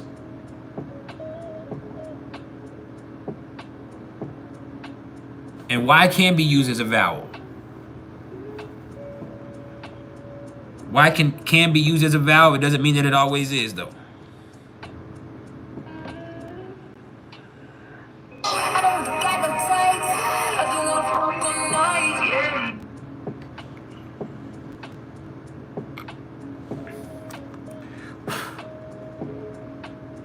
So yeah,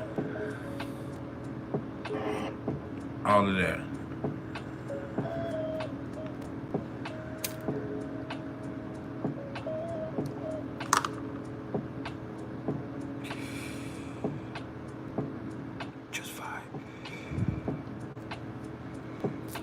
Now, let me answer this other question. You said Saturn in the first house of Taurus. How will Saturn affect Taurus?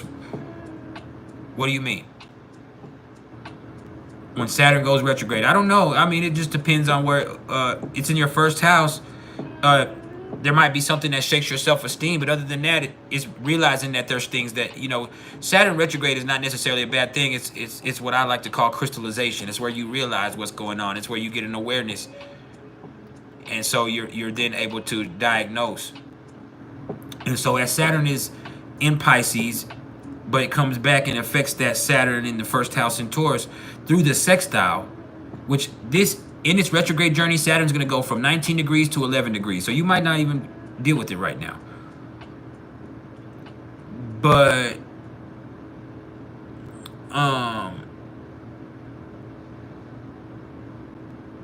I forgot what I was going to say. Yeah. It can affect your self-esteem, or you can realize what does affect your self-esteem during that time and your values. And it could also see you indulging, and that affects your self-esteem. You realize that the stuff that you indulge in and the stuff you entertain is what affects your self-esteem the most. Now, when it comes to Saturn retrograde in the natal chart, I have Saturn retrograde in the natal chart. And for instance, Saturn retrograde in the natal chart, I have Saturn retrograde in the natal chart. And so, when you see Saturn retrograde in the natal chart, what you see is people are their own worst enemy. It's not the situation external. Like, I have Saturn in the second house. And so I did grow up in poverty and all that shit, but I've had lots of opportunities to get free of that. The issues that I have with money are my own issues. It affects, it's me not charging enough, or it's me not having a stable value system, or me doing things the wrong way, me not saving money, me spending too much, me doing, so a lot of it has to do with internalization or internal stuff. I said internalization stuff, but internal stuff, not the external situation. To where with Saturn direct, there's going to be a lot of stuff that slows down the process of whatever Saturn is affected in the chart.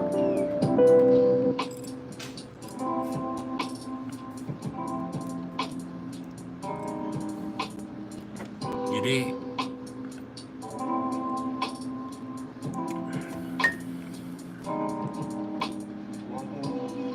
Hold up, I got you, Watkins Cat House. You said, how would the North Node and Chiron being in Aries affect the Aries sun? Your friend is going through it. I mean, I don't think that's North Node Chiron, maybe, but I would look at other stuff. It's not just that probably affecting it. The North Node being in Aries. I mean, it's just when you have that nodal axis, it just means this is what's supposed to happen. Like it's unavoidable. Chiron too. This is what's supposed to happen. It's unavoidable. There's a process in place that's supposed to happen. But I would look at other stuff when you want to look at why the Cancer come up and why she lost her house. She lost her house because she can't pay for things right now because she was too busy addressing medical stuff and having that stuff going on, or she can't work the way that she was, and so it's not the same amount of income coming in. So it's not necessarily because of the astrological situation with those two. You would have to look deeper.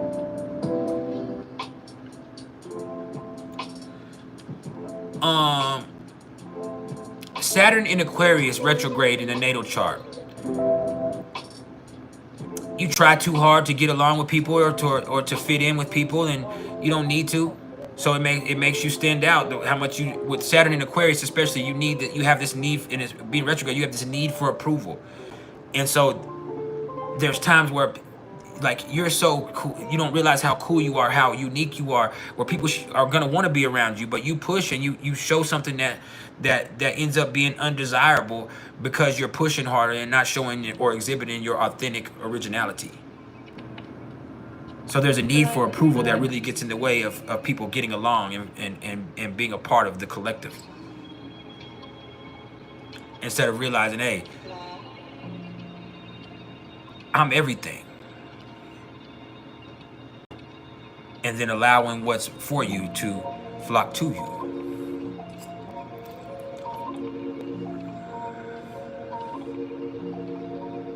For real.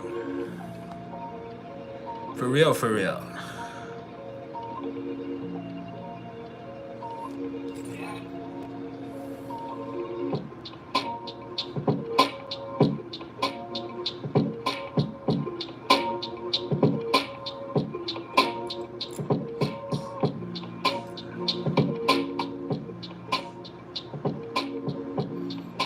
Okay, killed by Shrek.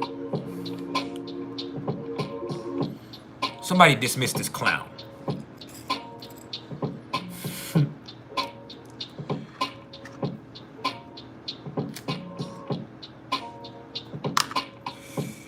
How dare you insult me on my birthday? Vanessa Marie, you said you have Uranus conjunct your descendant right now. What's that energy like?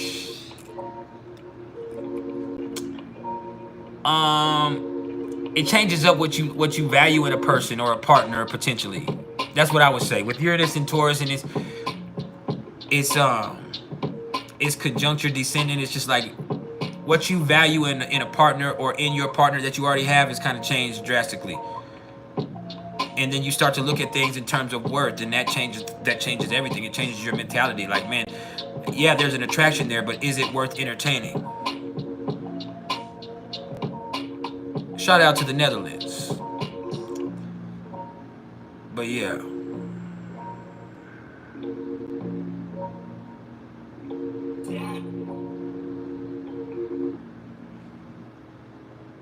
Mickey Griffin, I can kick your bitch ass off my chat is what I can do.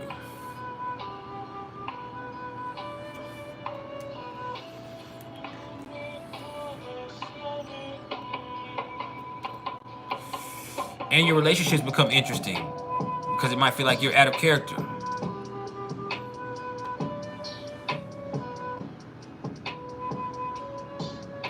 When you're looking at commitment, you're saying, is this worth committing?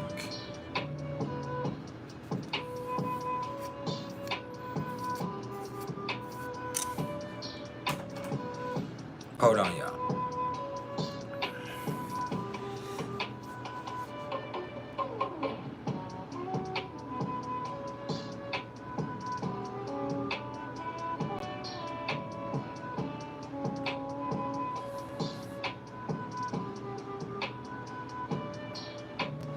Oof.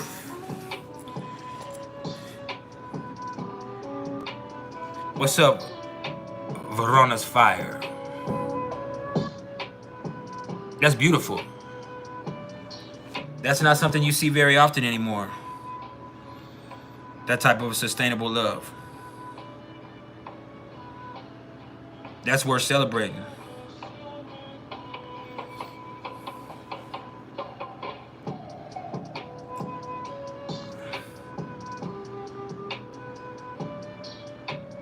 Fine.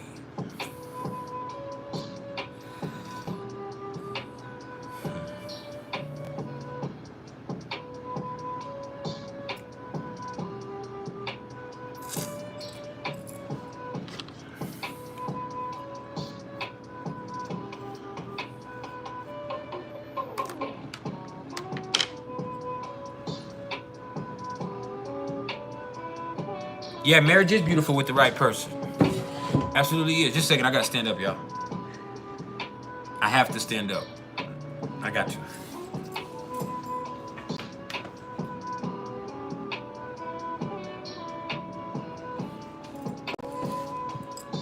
All right, we're good.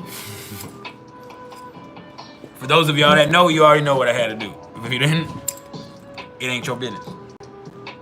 I had to adjust.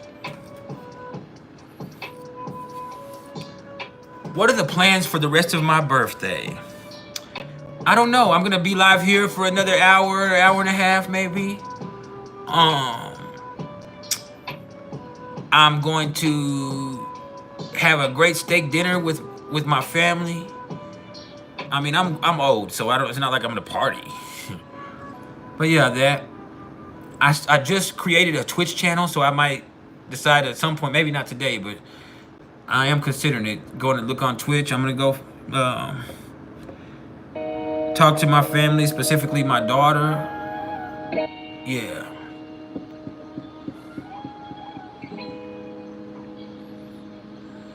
Doing some cool stuff. Fine. If you're here and you haven't hit the like button, hit the motherfucking like button.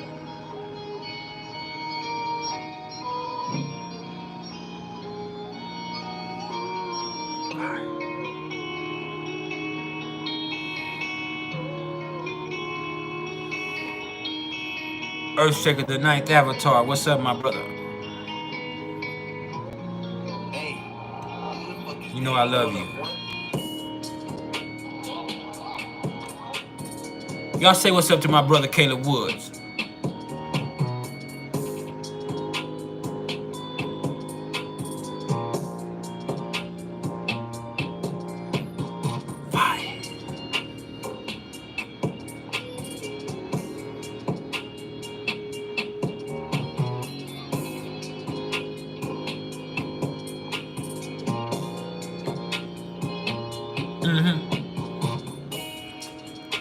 This is Pisces Moon Vibrational Therapy. We are the Vibe Tribe. There are thousands of us all over the world.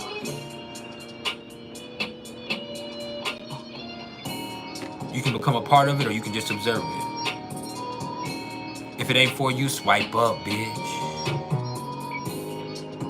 That's all you gotta do is swipe up.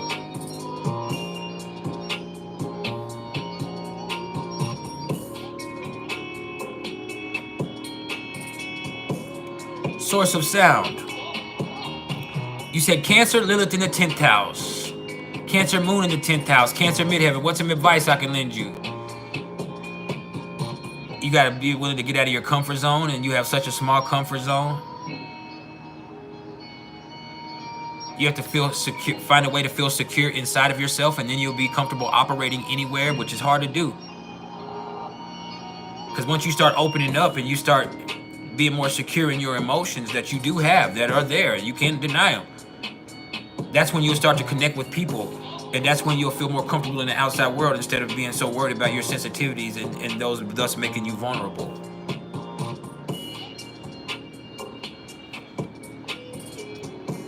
That's that. AA, you said, can I talk about astrocartography? That is something somebody can have a reading on. I don't do astrocartography, so I can't talk to you much about it, but I do understand the concept of it. I know some astrocartographers. Matter of fact, my business partner, my sister, Queen Machete, she's also my financial advisor, does astrocartography. And she is amazing with it. So if you're on Facebook or you're on Patreon, if you're on Instagram, look for Queen Machete. And she does astrocartography.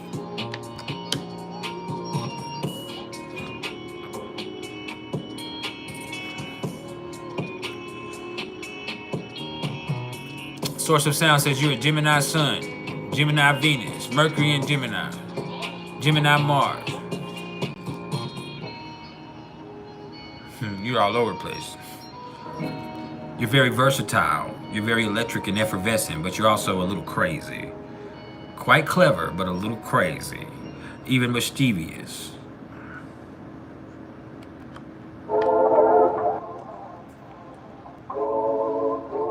Yeah, I know you. This motherfucker got all that Cancer and all that Gemini. You crazy than a motherfucker. You'll be one type of way 1 second, the very next second you'll act completely different. Your mood will change just like that. Your mind will change just like that. Your personality will switch just like that. You don't sit your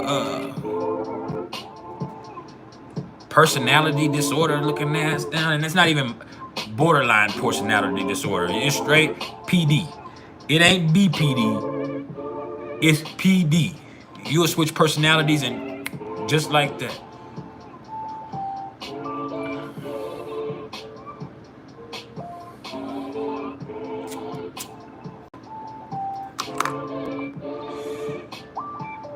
No, I'm not talking to you, Uranus Fire. Are you crazy too? I was addressing his question. Or their question. I don't know if that was a he or she. Doesn't matter.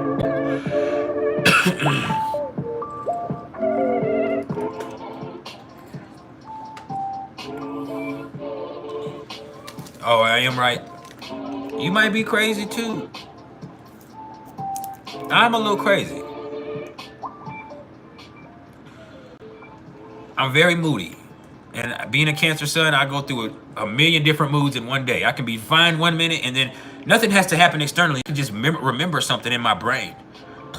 And through remembering that thing in my brain, it can change the whole fucking day I'm having. I can just remember something that happened and I can get depressed just like that. Or I can get mad just like that. I can get angry just like that. And I have so much that I hold on to. So much that I remember.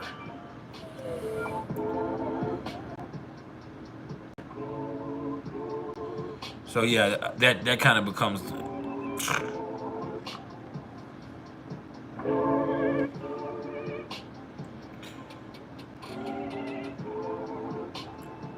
It's real easy for me to get caught up in a moment or for my mood to be influenced by something that I should have been able to chill out on.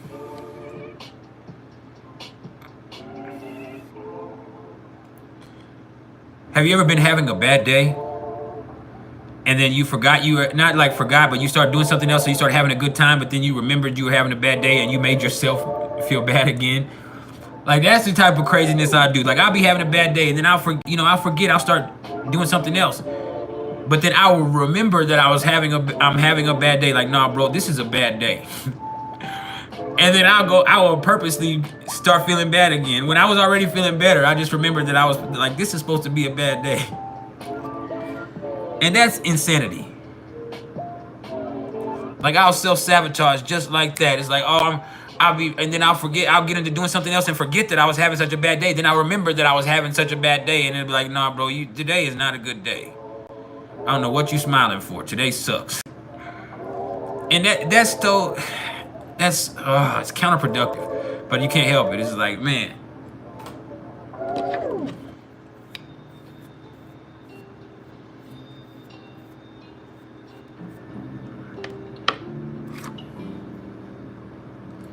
What's up? I like grass.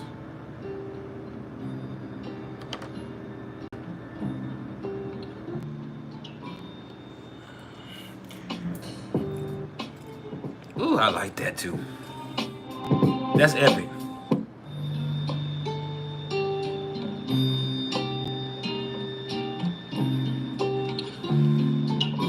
Listen to that guitar.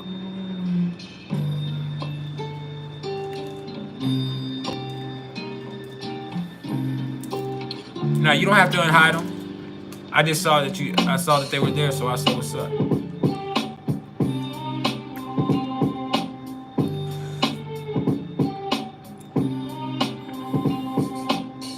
This is not a song.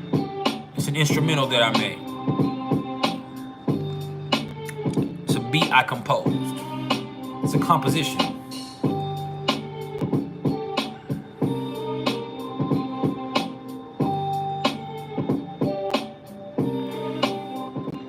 How would a couple fare in a personal year number 6?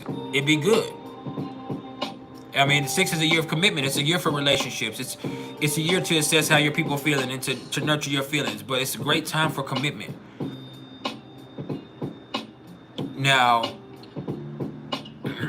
the personal year 9 is more like learning how to love unconditionally. So you might get your heart broke. You might face loss. But what you need to do is really fulfill your soul's purpose of easing the pain of other people when you're in a personal month now. And it's also a time of endings. It's time to close out. It's the end of the 9-year process or the 9-year cycle.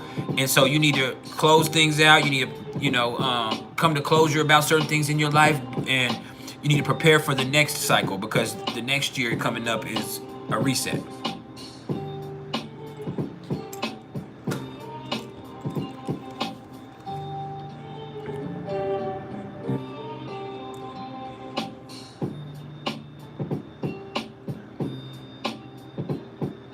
Now, I want y'all to know something. Neptune and Saturn and Aries are going to become a lot more prominent in 2026. We're in an 8 vibration right now. 2025 will be a 9 vibration universally. And so as we come into 2026 and Neptune and Saturn are in Aries, we're hitting a great reset for the whole world. Now, I'm not sure what that means, but it is a little scary.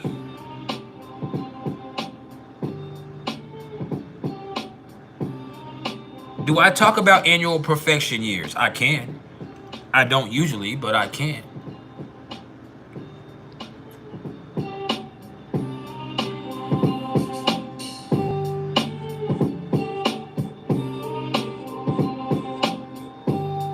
Yes, it could be the fall of the cabal.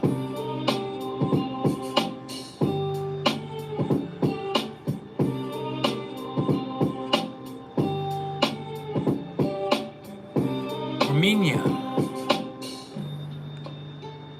Would you pronounce your name Marinia or Marinia? See, I happen to be a professional in the art of pronunciation. So is it Marinia or Marinia? So it's Marinia.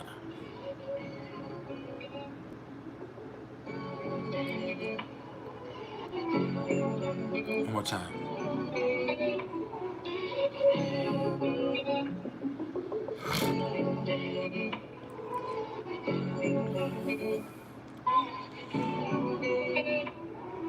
What could a 12th house perfection year in Libra mean? Means you can stress yourself out trying to please other people, worry yourself, be a hard year.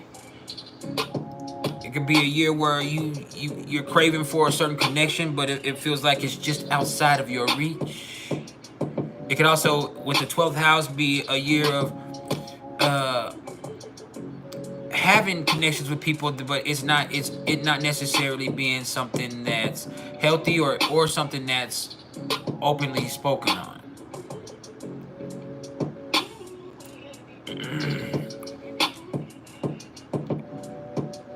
So yeah, the 12th house perfection year in Libra.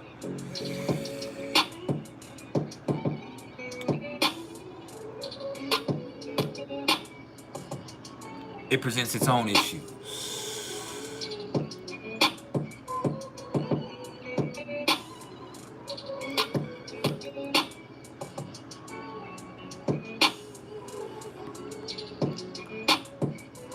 Marina. Marino. Just fine.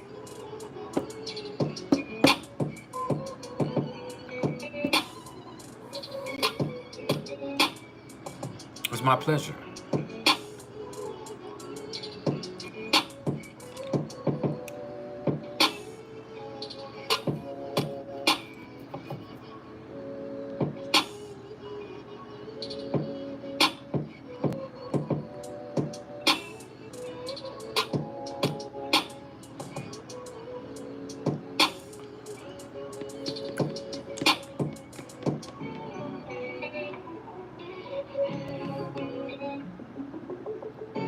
Keep the questions coming. We still here for a whole another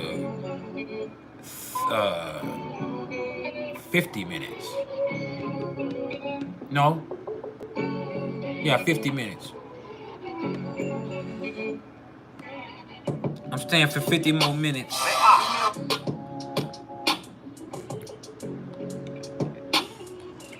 I'm getting my feelings because my daughter hasn't told me happy birthday yet.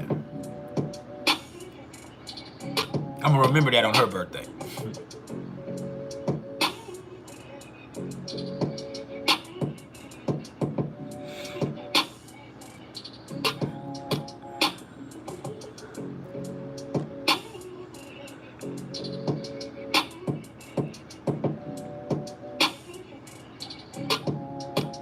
No, my music is not on Spotify. My music is only here, right now.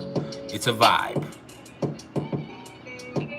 You have to understand, this is the Vibe Tribe. We're here in a vibe together. We're vibing. This is Pisces Moon Vibrational Therapy. Yes, it's my birthday. Why, you gonna send me some money? Yes, it's my birthday. It is my birthday.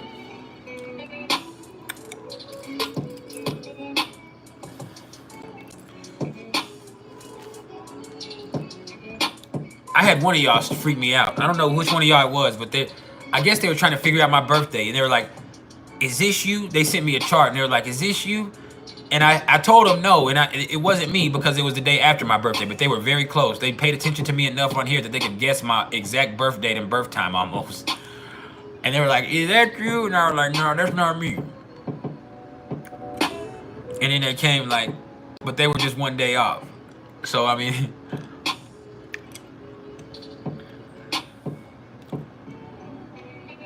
Some people can get creepy though. I appreciate it, Sports Kid. Spank you very much. We in this thing.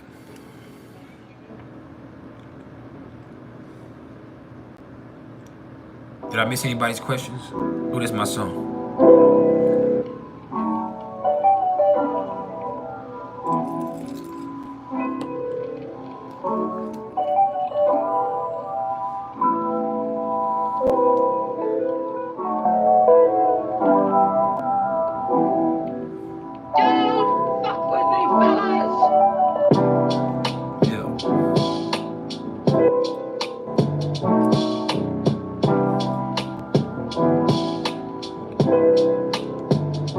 Y'all my whole chart earlier though.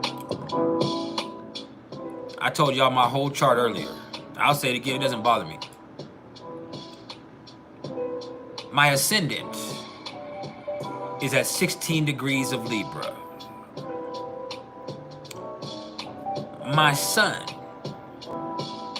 is at 4 degrees of Cancer. My moon is at 8 degrees of Pisces.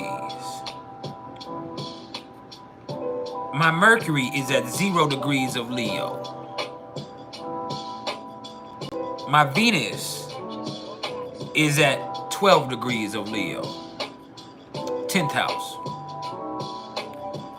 My Mars is at 21 degrees of Capricorn. 4th house. My Jupiter is at 22 degrees of Pisces, 6th house. My Saturn is at 4 degrees of Sagittarius, 2nd house. Uranus is at 19 degrees of Sagittarius, 3rd house.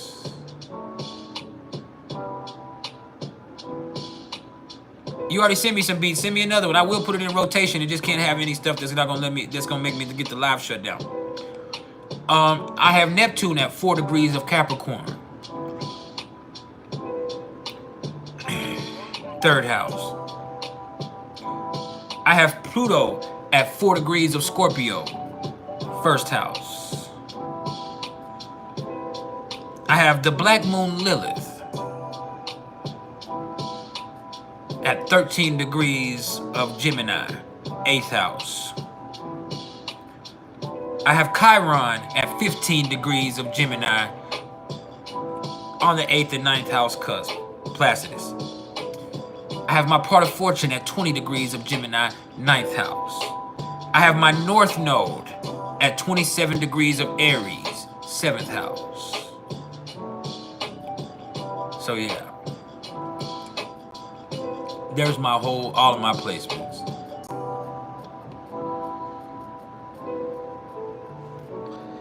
I got a lot of 4-degree placements. Sports Kid, you said you have your North Node in Cancer in your first with your Sun in Capricorn and Moon in Pisces. Yeah. You got that Pimp C chart. Pimp C is a Capricorn Sun Pisces Moon. Shout out to the pimp. What is my time of birth? I'm not telling you my time of birth. Oh, I can tell you my time. Shit, fuck it. I will tell you.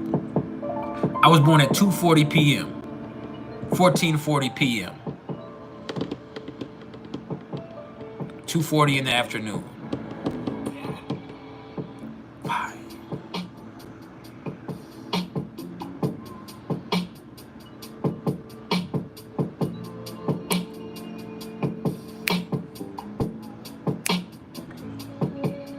$2.40.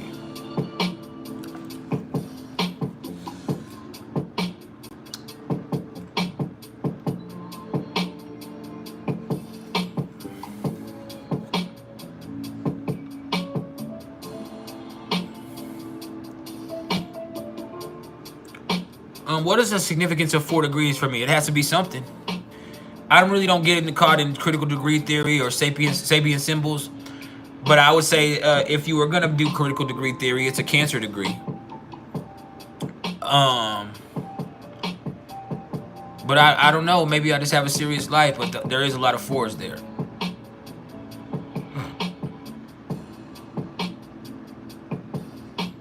Does Neptune in Sagittarius conjunct Venus in the North Node affect Jupiter and Pisces?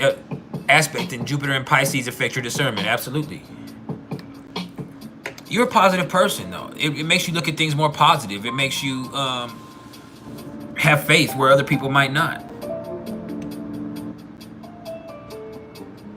Who's reading cards? Here's the question, Richard Carruthers. Who's reading cards? Nobody's reading cards.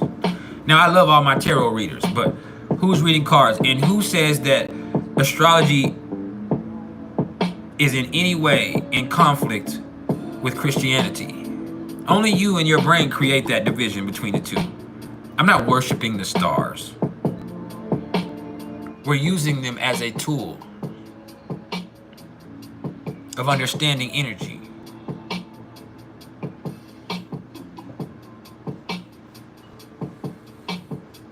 What's up, Felix? I'm about to send y'all the price list right now, by the way.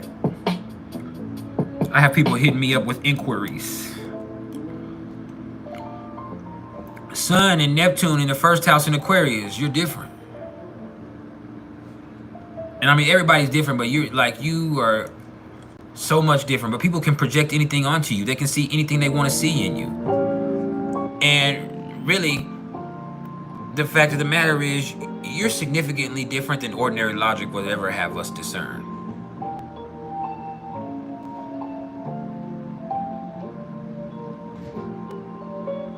And that's beautiful. Fine.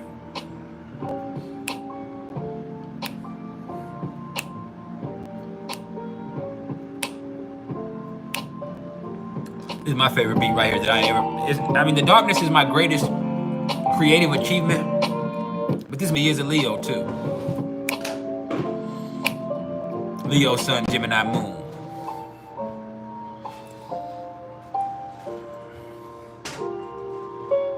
Watch that vibe kick in.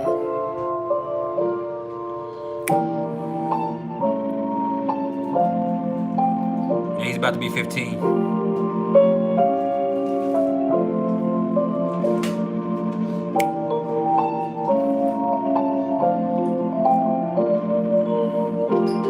He's an awesome son.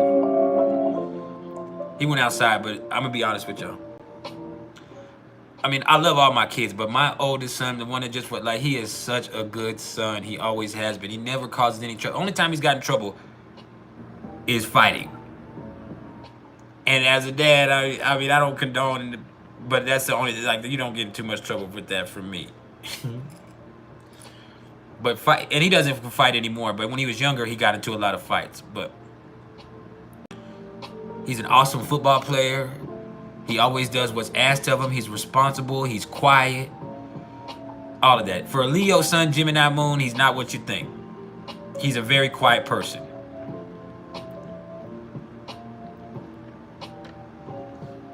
I saw him get fired up for the first time the day before yesterday at a football game. He's usually very quiet and stoic. He's a great football player, but he got really fired up.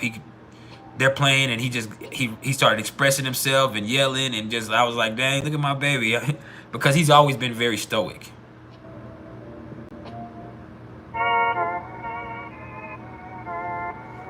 So yeah.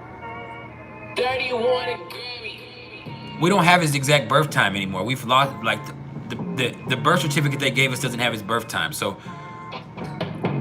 we don't know if he's Libra or Virgo rising. But he's such an awesome son. He really is.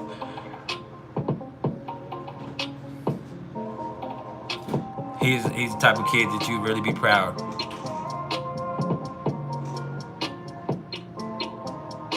What's up, Uriel Ievezu? You're awesome. What's his life path number? Well, let's look at it. I thought I knew, but it's either a 6 or a 3.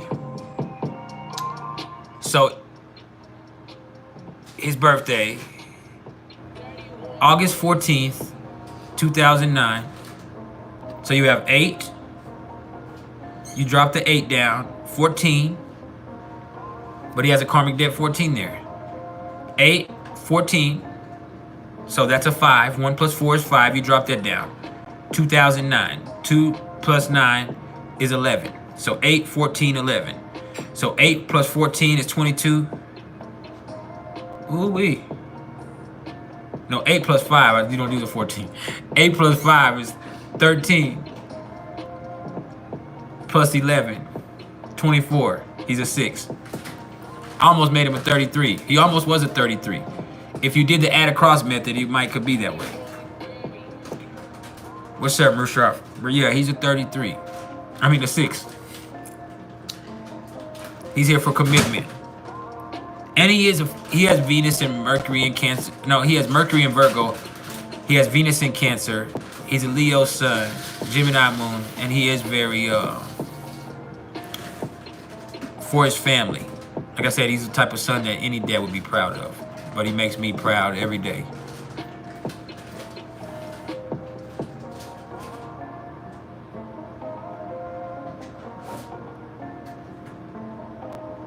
He's a king amongst boys.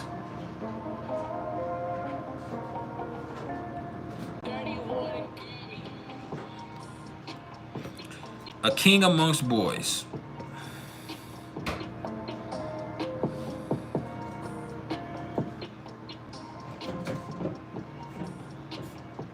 I have another son that is a 3.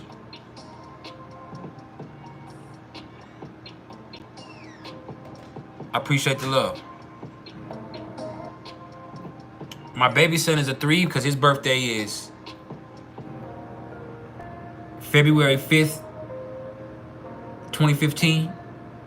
So February is a 2, the 5th is a 5, 2015. So 2 plus 6, 8. So 2, 5, 8, right? 2 plus 5 is 7 plus 8. Oh shit, he's a 6'2". He's a 6'2". That's my baby son. There's 2 6s. And then you have a 3. And they are a lot alike. They're like mirrors of each other. My oldest son and my baby son. And my middle son is a 3. He's September 28th, 2010. And so 9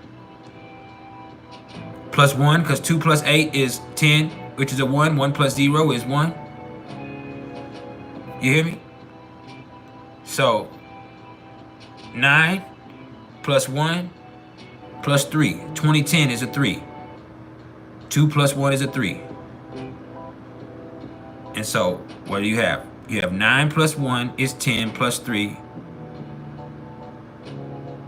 Is that right? It's 13. Oh, he's a 4. He's a Capricorn rising. He's a 4. I thought he was a 3. He's a 4. My dad is a 3 then. Somebody's a 3. He's a 4. With the karmic debt. 13. I haven't done their numerology. I don't entertain that a lot. Let me see. My daughter's a 3. She's January 11th, 2007. And so 1 plus 11 plus 9. So 12 plus 9 is 21. 1 plus 2 is 3. She's a 3. That's the 3 I was looking for. My other daughter is September. No, not September. My son is September. Is December 20th, 2002. So 12 plus 2 plus 4. So 12 plus 6 is 18. 1 plus 8 is 9. She's a 9. And that's perfectly fitting for her. She's a Sagittarius sun, Cancer moon, Virgo rising.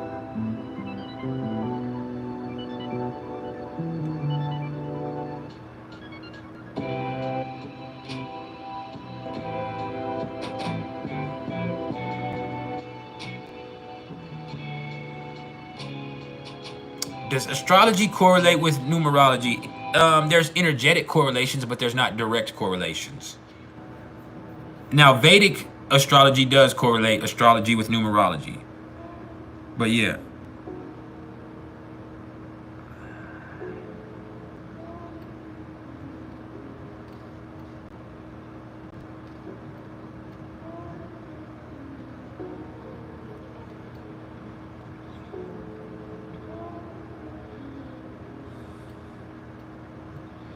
Hold on, I gotta send these. I'm gonna answer your inquiry right now.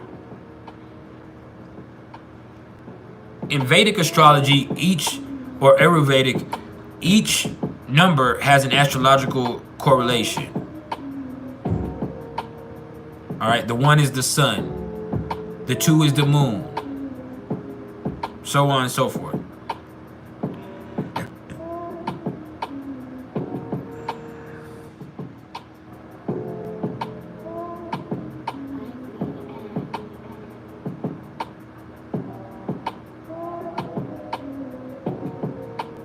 Hold up.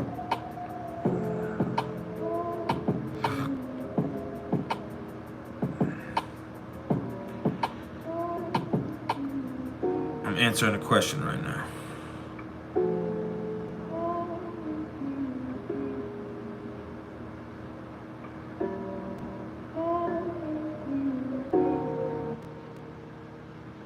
All right, Felix, I answered your inquiry. Then what did Diana say? Let me see if I can view the message. Not Joshua, Diana.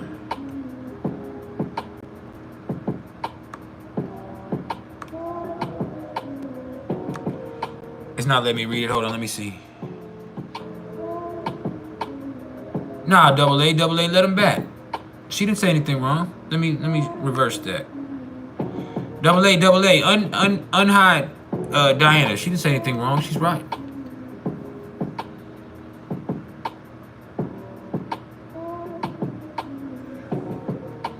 What's up, Ismail? What's up, Harry Rehnquist? What's up, Frank Mondor? We all in this thing together. Can you integrate Vedic and tropical? I do, but only using the nakshatras. Because I love the nakshatra. To me, the nakshatras are the most important part of astrology all the way around. It gives you the best understanding of that energy. And so I would definitely incorporate the nakshatras if you can. And I do. But it just gives me an understanding of the energy.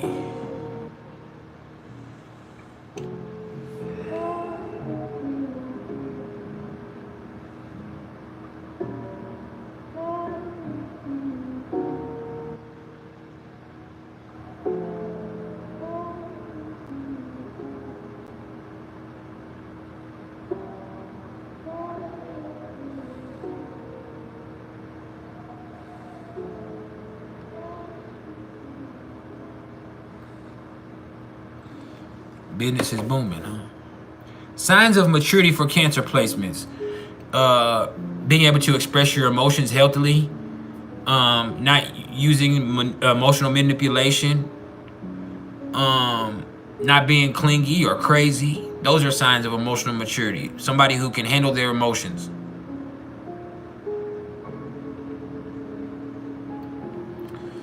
Somebody who can handle their emotions.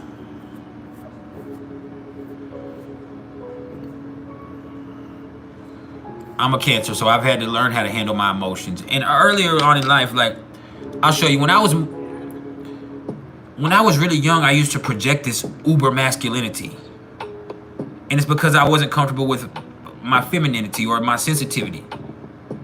And so I would be really mean, and I would be really, I'd pick at people, and I was the type of person that was, always projecting a certain toughness. And I am tough now, but I'm also very sensitive. And it took me a long time to realize I'm like that because I'm sensitive. It's not because I'm tough or I'm mean. It's just like I was always picking at people. I was always fighting. I'm always doing it because I am very sensitive and I am very emotional. And so I kind of perceived that as a weakness within myself. So because I didn't want people to be able to touch those emotions, I kind of gave off this standoffish energy.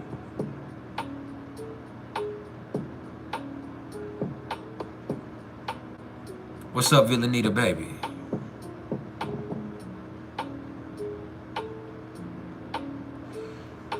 Watkins Cat House, you said, you're starting to accept this healing journey and you want to show up better in relationships. However, your Jupiter is debilitated and you have Pluto in the 9th house. Where would I find? I mean, you just have to be more spiritual. You have, like you say, you're accepting this healing journey. What you really need to do is just really get into your spirituality and understand what the truth of your path is and what your purpose of your life is. And with Pluto in the 9th, that kind of helps with that. And your Jupiter being debilitated, whether it be in Virgo or Gemini, is not holding you back any. It's just you get spread so thin. And if it's in Gemini, or if I don't remember, if it's in Virgo, a lot of times you sell yourself short. You're like, I'm just keeping it real. I'm just doing this. But really, that's not keeping it real. You're putting yourself in a box, or you're putting a situation in a box, and you're making it not depressing, but limited.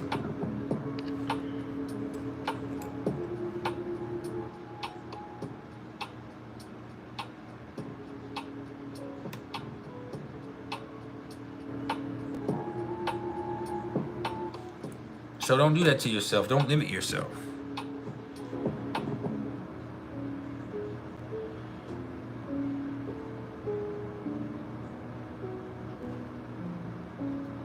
Don't limit yourself.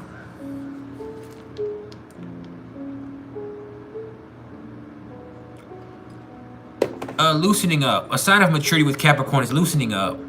Not taking everything so fucking serious. Not competing and comparing with other people.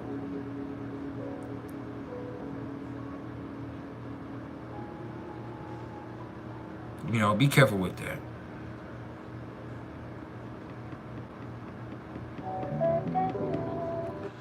But a sign of maturity with Capricorn is being able to relax.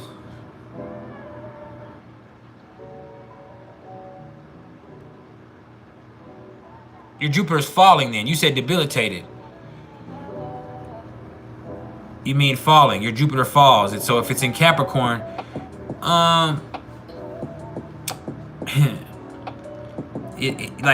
that is like you take everything too serious. Everything's got to be crucial. Everything's got to be critical. Everything's got to be a big deal. And you're also like, you don't like to do anything for nothing. So you put a lot of effort trying to make something out of something that doesn't have to be anything. And I actually see you do that. That actually makes sense. Like sometimes you're trying to make sense of something, and you're trying to make something into something that it's not. And it's just like sometimes you just need to relax.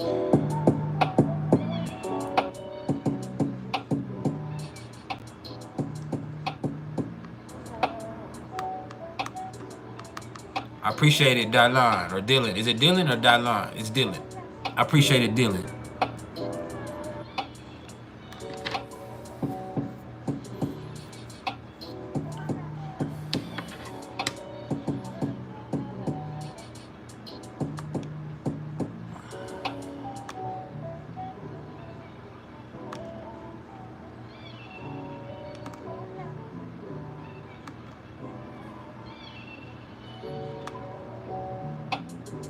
Hold up, my whole thing just tripped out. The chat disappeared. Why the fuck did my chat disappear? Yeah, show chat, motherfucker.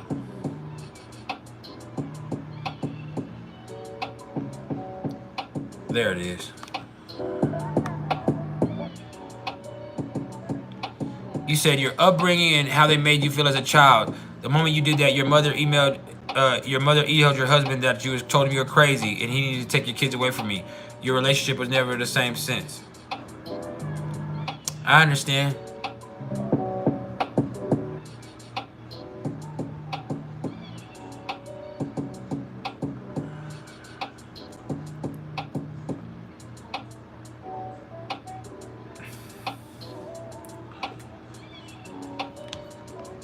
You're not crazy, you're just very serious about stuff. You take a lot of stuff serious.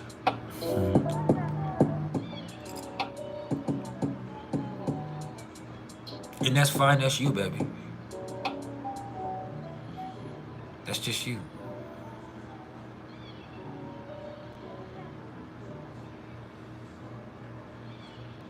We're 3 hours in.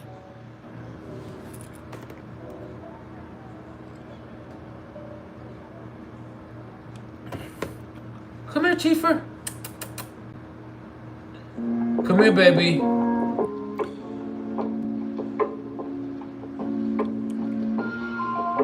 This is my favorite one, y'all. Besides the ones I made myself.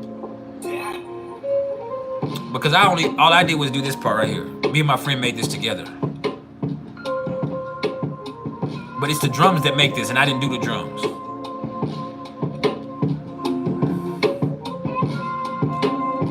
That shit right there is addicting. I call that addiction.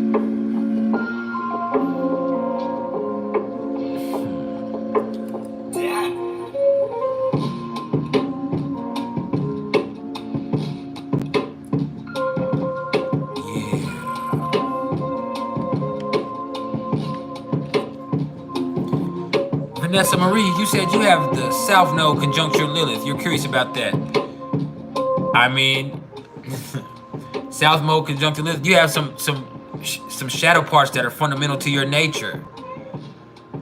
There's some behavioral patterns that it's really hard for you to get out of because they're instinctual to you. So your North Node is trying to get you out of those behavior patterns, and you know, it's trying to push you into a different way of operating. But you also have to accept those parts of yourself.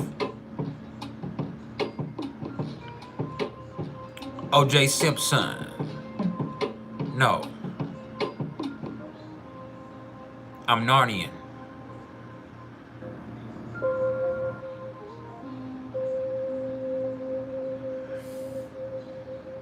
Narnian.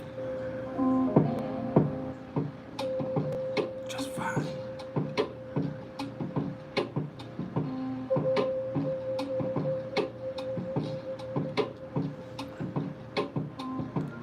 You said, so with your 7th house Lord in the 2nd house, with Moon and Venus, Mars, and your Jupiter and Capricorn, are all your relationships doomed? No, but you need to relax. No. You gotta learn how to relax. You gotta learn how to relax. How's somebody gonna enjoy it if you're so uptight about every situation and everything has to mean something? That's the problem. Like, not just in your marriage or but other stuff. It's like everything has to mean something to you. Like this means something. This means something. So you can't just go with the flow and relax and let things develop naturally. You're kind of pushy. You really and sometimes you're trying to force things to be, or you're trying to define things where it doesn't need a definition. You just need to let them be. You want control.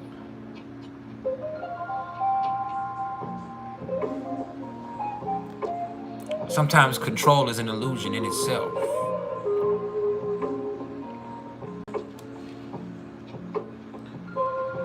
Just fine.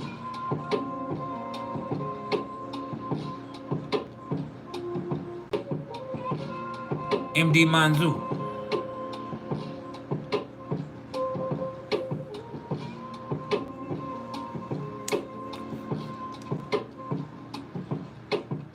I'm from Narnia.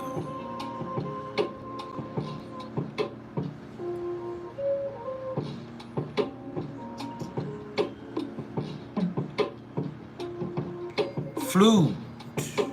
You said your moon is Scorpio in the 4th house, and you went through some intense shit growing up. You try to hide your emotions, but sometimes they get exposed at the worst possible moments. You have a lot of stuff that you carry with you and you bury deep inside of you, so much so that it becomes a danger to you or to somebody else. And you usually are able to control it and stay positive, but control has to be the main ingredient in life for you with your moon and Scorpio in the 4th house. Not control of other people, but control of situations, control of your emotions, because they are so turbulent. There is so much there. They do operate at extremes. So either you're in complete control or you're about to fucking go crazy. And there's seldom anything in between there.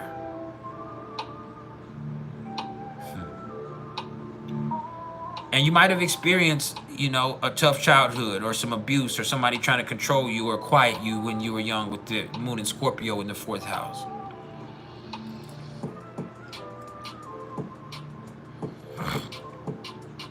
Yeah, I know you.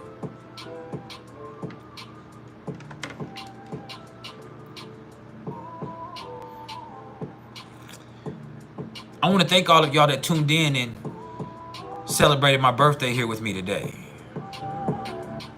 We ain't going nowhere yet,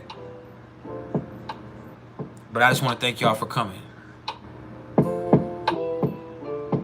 It meant a lot to me.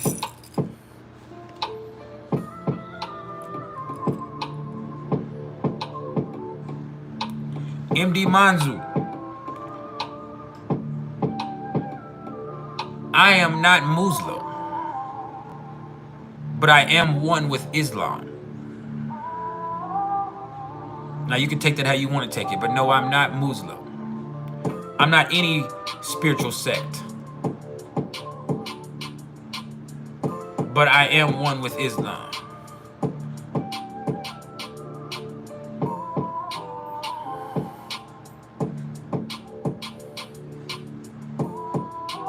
I do want peace with God. I do submit to the will of the Creator.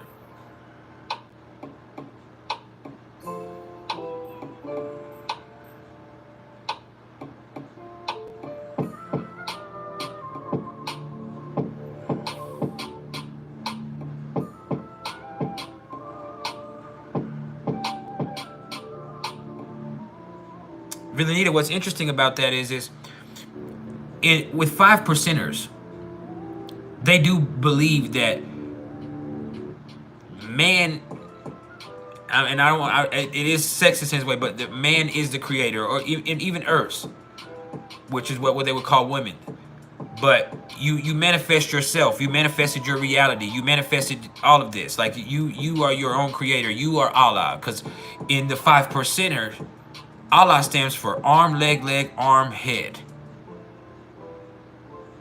And so as a man, you are a manifestation of the divine. As a human, you are a manifestation of the divine. You manifested yourself. You manifested your reality.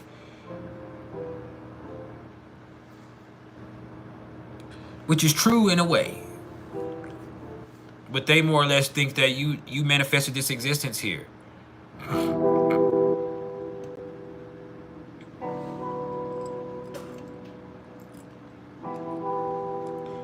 And you're the curator of such.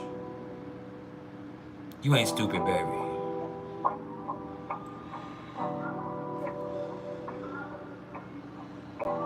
You far from stupid. Fine.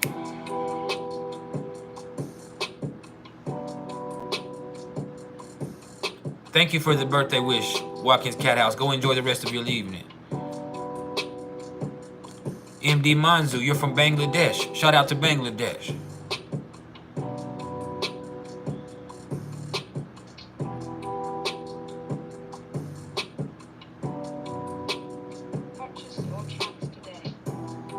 Just fine.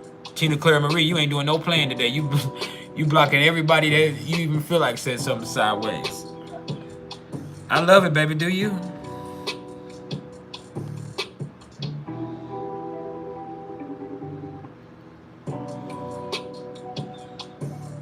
Yeah, we priceless worldwide.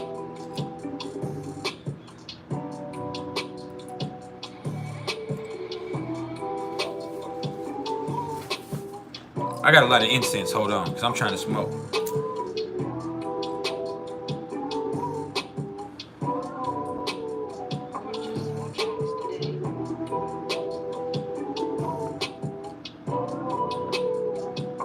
JK!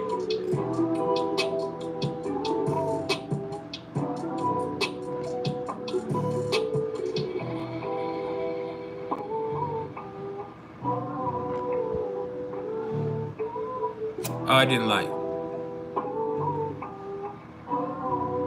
That's what she said.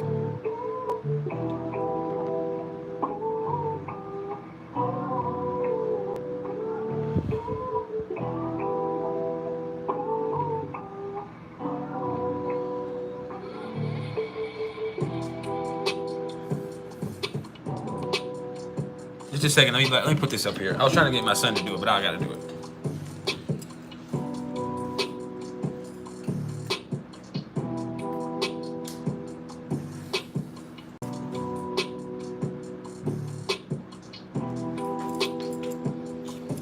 Okay, you asked for a sign of maturity for Leo placements. Well, a sign of maturity for Leo placements is not throwing temper tantrums. Being confident in who they are without putting on a show. You hear me? Not exaggerating.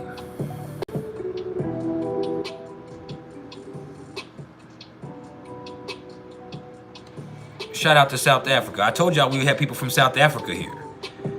Shout out to Germany too.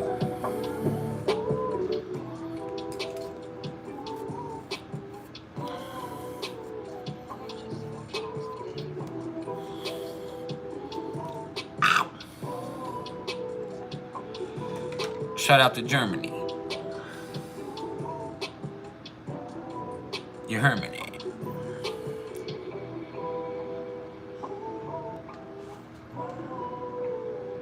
We in this thing.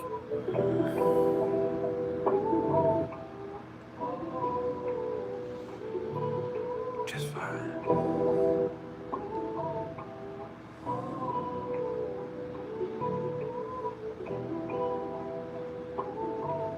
Oh, hold up.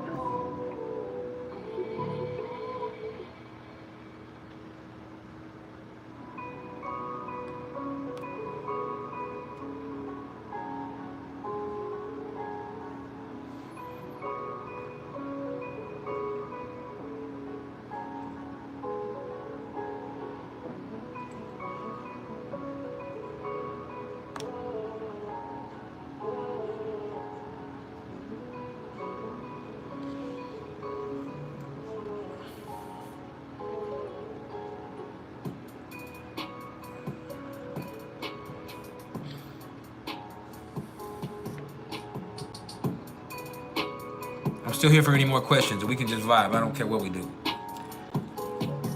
We're here for 40 more minutes and then I gotta go. That'll make it 4 hours.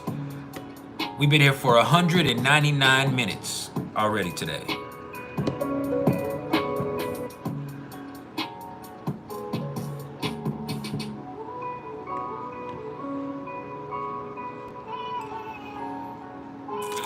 Moon in Scorpio conjunct Pluto in the 12th house. That means you're truly capable of anything, good or evil. And that creates this infinite expanse inside of you. But that infinite expanse inside of you between good and evil creates a vacuum.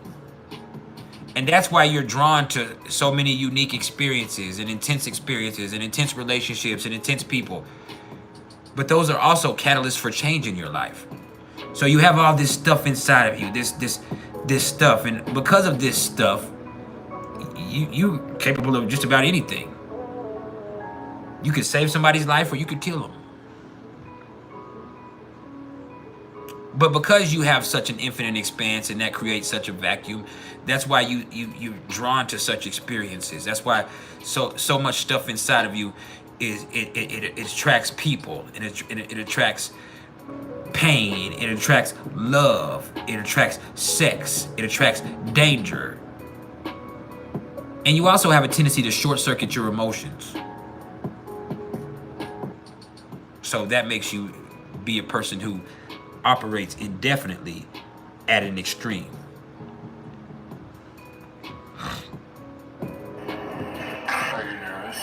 Yeah, I know you. And you're a secret freak. You like to do secret freaky shit. If that's you, whoever that is, likes to do secret freaky shit. They're weird behind closed doors. You fucking ain't no telling what you're really into. The occult, witchcraft, whatever that stuff, but you're secretive about it. It's not like the 8th house.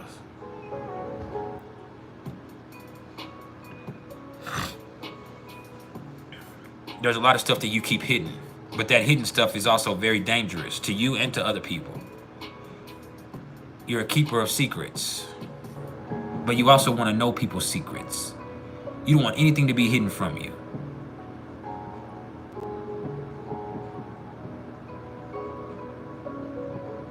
You don't want anything to be hidden from you. Now,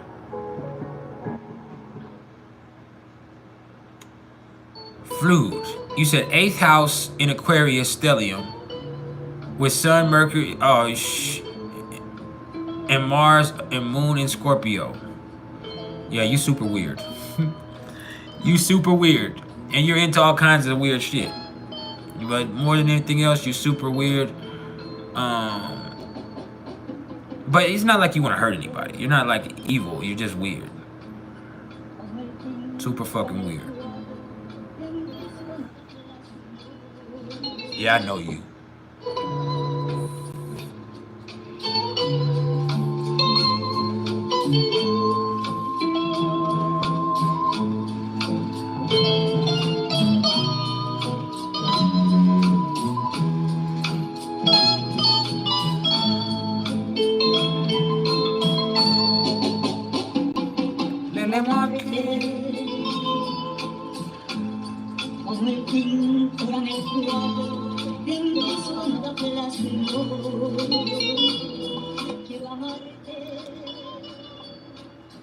South Node in Gemini in the 5th house. What makes you comfortable? Conversations and being around other people? Stimulation?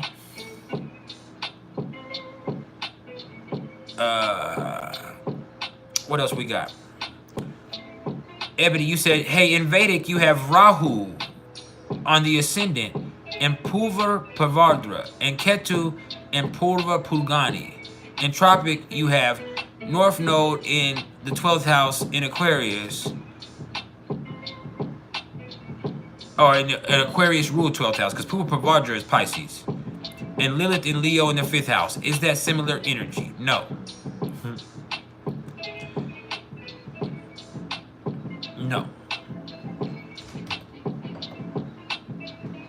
Purva Pavardra is Aquarius and Pisces, but just a little bit of Aquarius. Then the rest is Pisces. Ketu and Purva Purgani is not the same as Lilith and Leo in the 5th. Lilith and Leo in the 5th. And Purva Purgani is cool, but like, yeah, you do shine. You do want to succeed. I mean, it is kind of similar now that I think about it. It is kind of similar because you like attention. You like validation. You like recognition. You want fame. You want to be famous. Maybe at all costs with Lilith and Leo in the 5th house. And also with Lilith and Leo in the 5th house, I mean, y'all say not to judge, but the truth is you're an attention whore. You're an attention whore. I don't know if I don't know if I said it right or wrong the first time, but yeah, you're an attention whore. Come here, baby. ChEcK.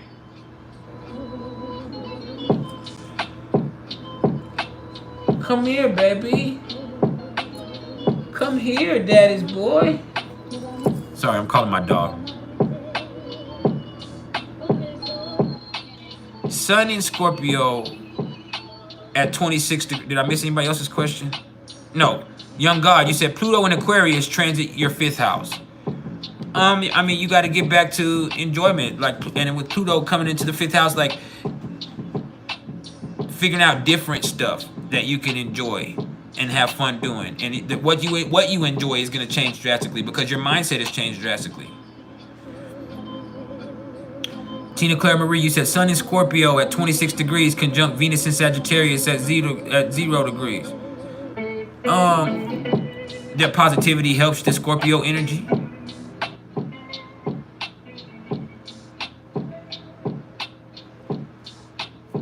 No matter how dark things get, you always have faith.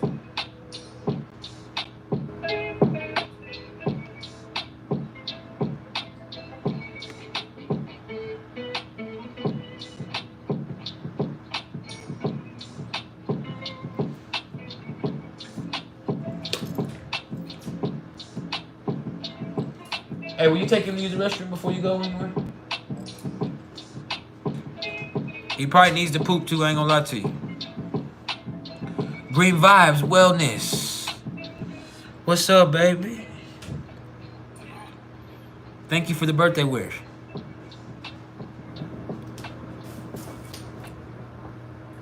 Because that's where you're about to go outside, right? Take him to use the restroom first, please. It'll be Jaheem's turn next time. You don't have any practices today? Have you asked anybody if you can get to the game tomorrow? No, I haven't.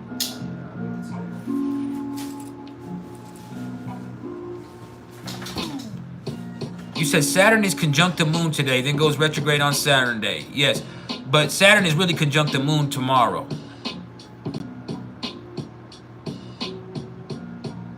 The moon will conjunct Saturn tomorrow.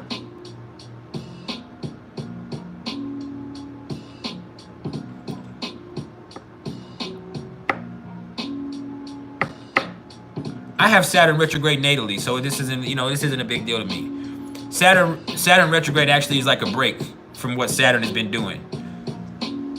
It's like all right, now you can figure out what's going on with you. Let's chill the fuck out and figure out what's going on. It slows things down and allows me to gain perspective.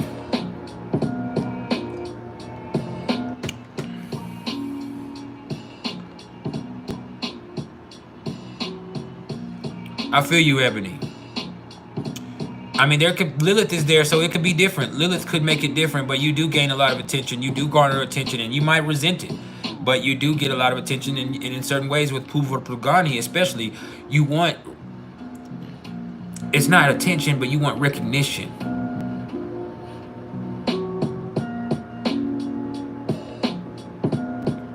You want recognition.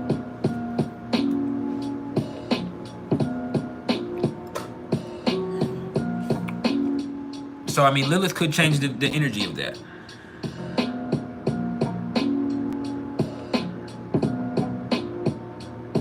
I could definitely see it.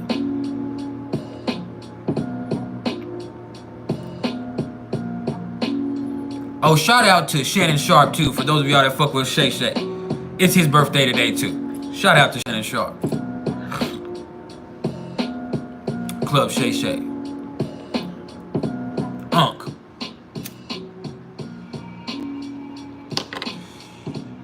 Ooh.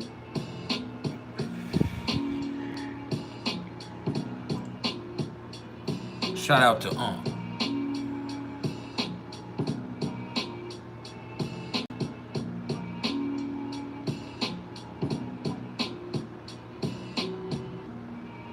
Appreciate it, Green Vibes Wellness.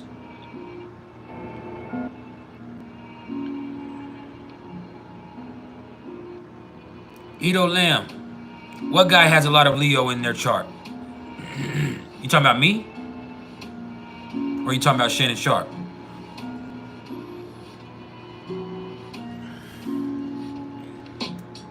Yes, I have a lot. I mean, I have a Leo, more Leo than anything else, but I don't have a lot of anything.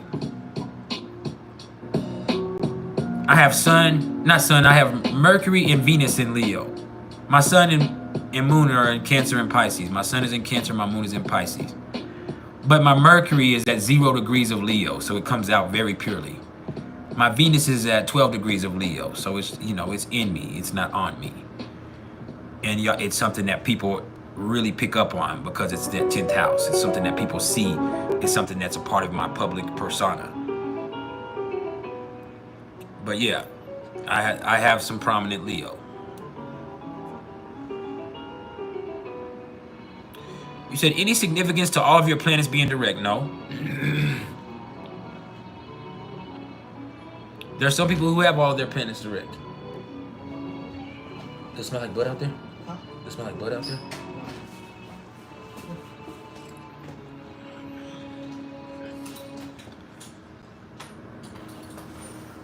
He pooped? Huh? Yeah. All right, Chief. Come here, baby. Come here. Come here, daddy's boy. Come up here. Hold up, I gotta say what's up to my dog. Come here, baby. Say what's up to the people, baby. Is it, baby?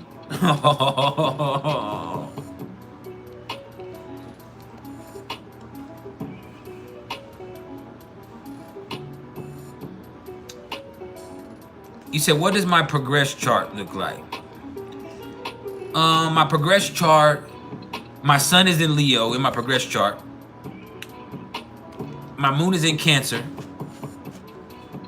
My ascendant is in Scorpio.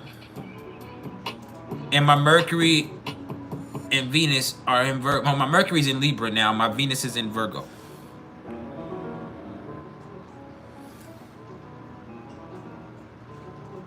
You had a chance, you were up here. Come on.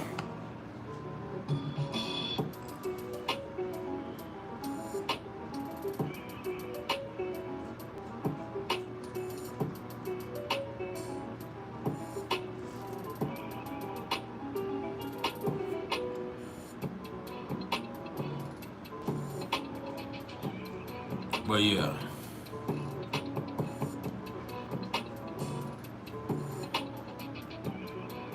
Let's keep it coming. We've been here for 3.5 hours. We've been here for 212 minutes. Signs of maturity for Gemini placements: not stealing and lying, having morals. And I mean, I know it sounds like a joke, but that's serious. Being honest.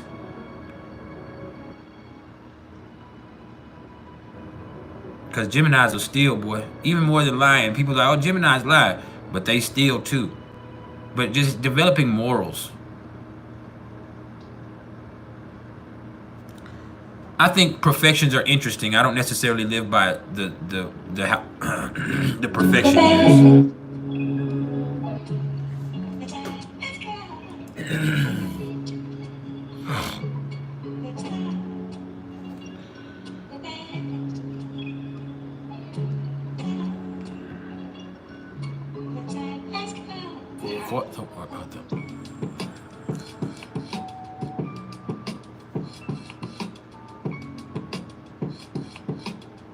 My voice does that.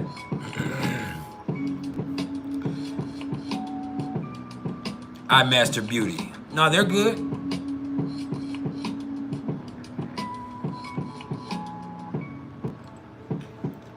I have a voice that goes very high and very low. No, there's not anything that's making my voice deeper, but the more excited I get, or when something gets clogged in my throat, it can get high. My voice has a different range. It has a broad range. So absolutely not. You better behave.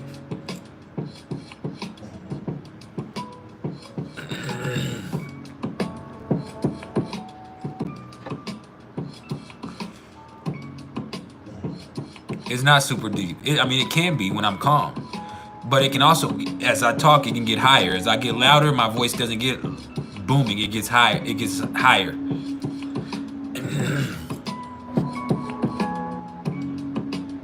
You didn't offend me. I mean, that's how my voice is. I have a broad range. My voice it's deep when I'm very calm and when I'm quieter, and when the louder I get, the higher it gets. I don't know why it does that. But yeah, that's how my voice operates. So when I'm calm and I'm reading, it's very deep. It's baritone.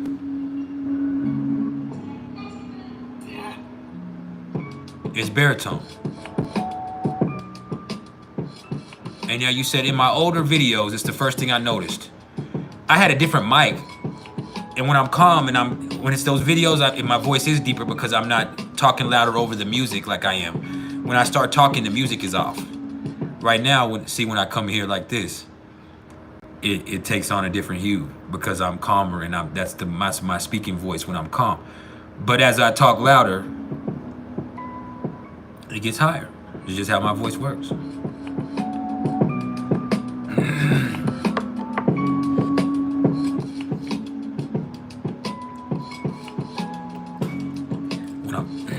When I'm talking over the music, that's how it goes. Signs of maturity in Sagittarius placements. Principles. Not being so restless.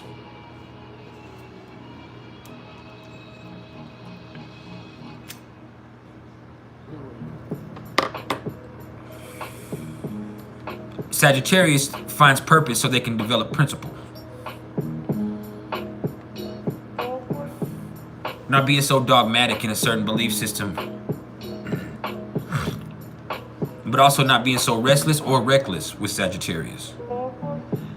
Because they're both.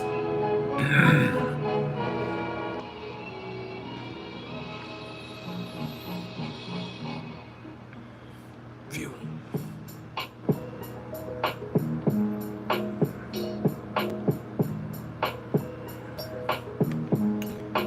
What can I tell you about Jupiter conjunct Mars in the 5th? Do you want to enjoy yourself? You get a lot of attention, maybe even fame. But it's because you have a lot of charisma, you're bold, you're fun. And I might even say there could be some promiscuity that comes in there.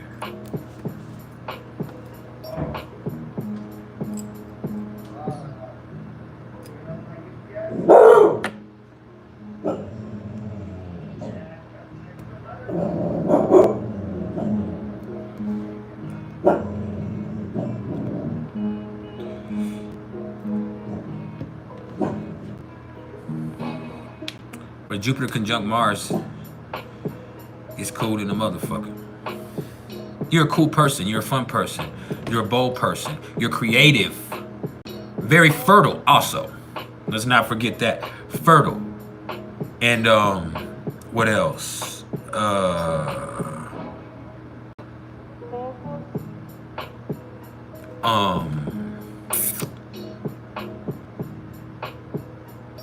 What's the word I'm looking for? Exuberant. Exuberant. I'm YouTube.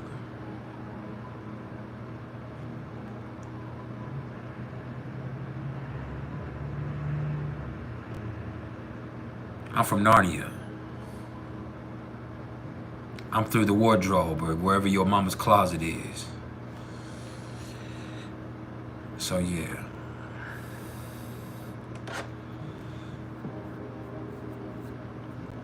Is that you, baby?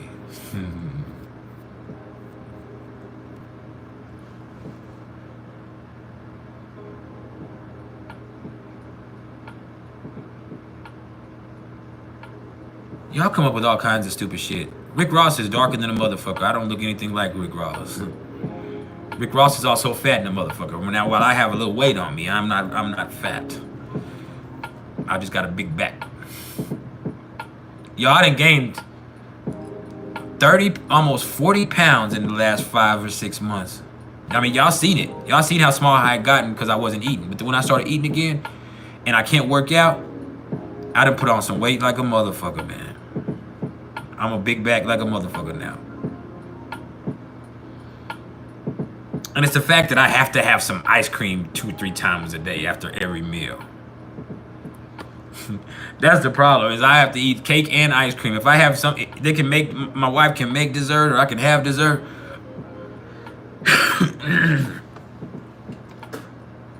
And that don't matter, I'm still gonna get some fucking ice cream.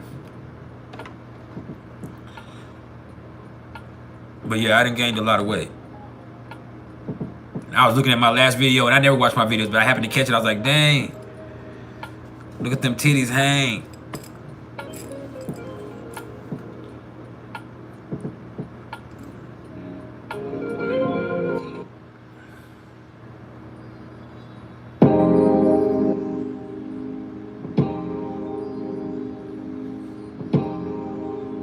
Yeah, I'm having 2-3 desserts.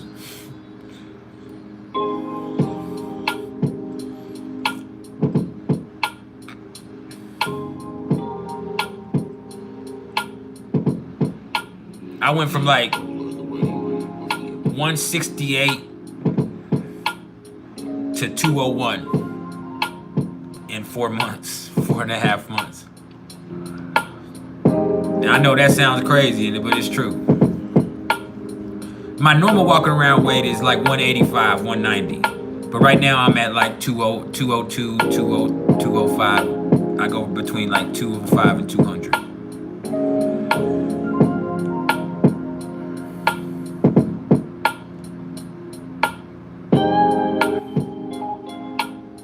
But yeah, I done put on like 40 pounds in the last fucking 4 or 5 months.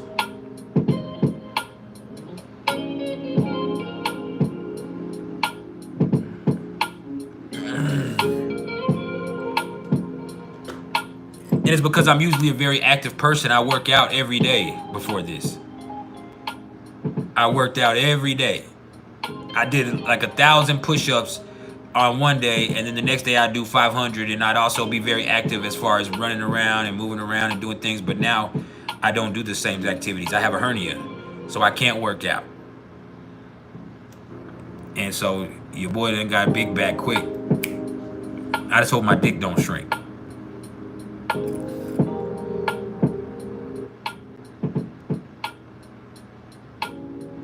For real, when you get fat, it starts that dick starts to suck up into your body. You start to lose a couple of inches, and then, you know, I used to being skinny and seeing that whole wallop.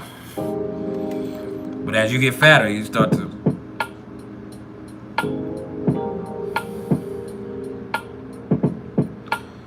You start to be looking. But yeah, I'm usually a lot more active, and with me being so inactive, I gained some weight. But yeah, I need to go do a check when we get done, make sure that boy ain't shrunk on me.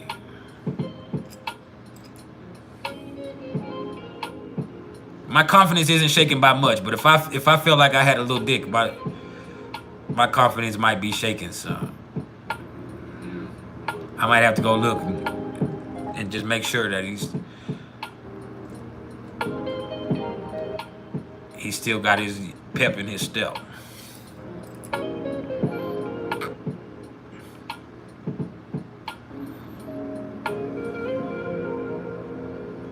Yeah, I actually did learn when I used to read Men's Health when I was in prison years ago.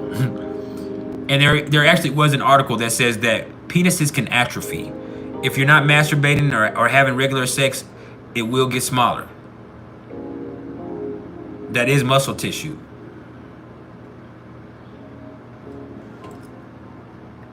I know it might sound like some bullshit. Hold on. I know that might sound like some bullshit, but seriously.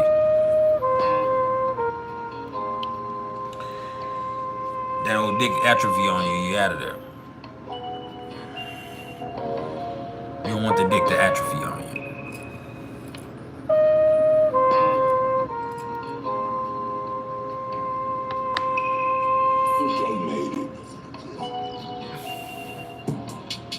My daddy once told me. He said, if you want to be working with something, Roderick, if you're trying to be long and strong, you gotta hand raise that chicken.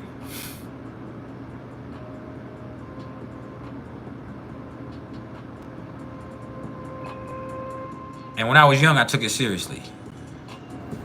I just don't fuck around no more. But that's what he said. He said, son, if you're trying to be long and strong, you got to hand raise that chicken.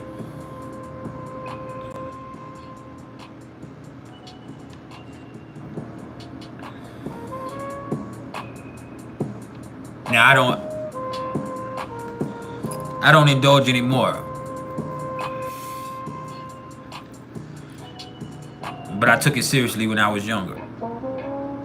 I worked out regularly.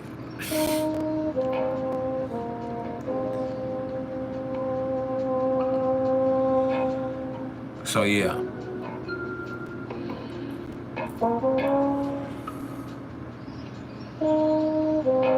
You got to be more careful.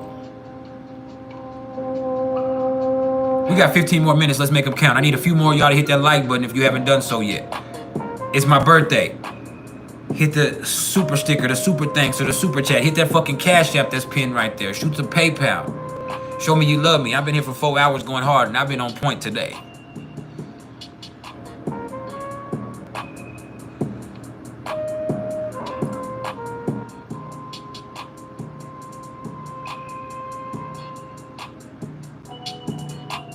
Blondie.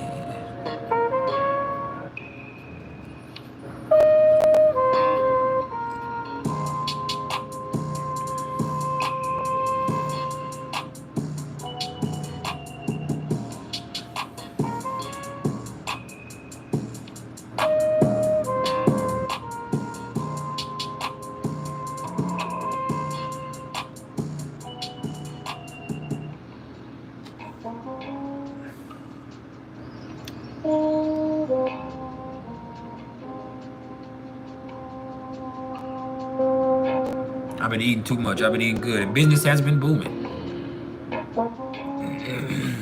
But I just took it out of control for a few months.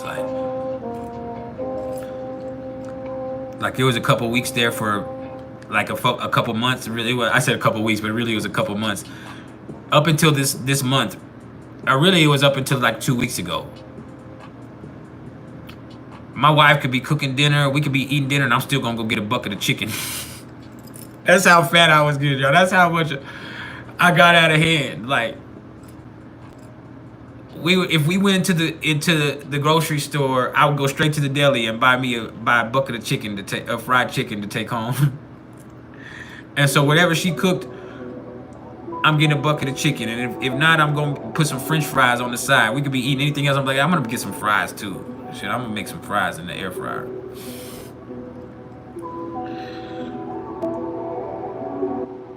I would be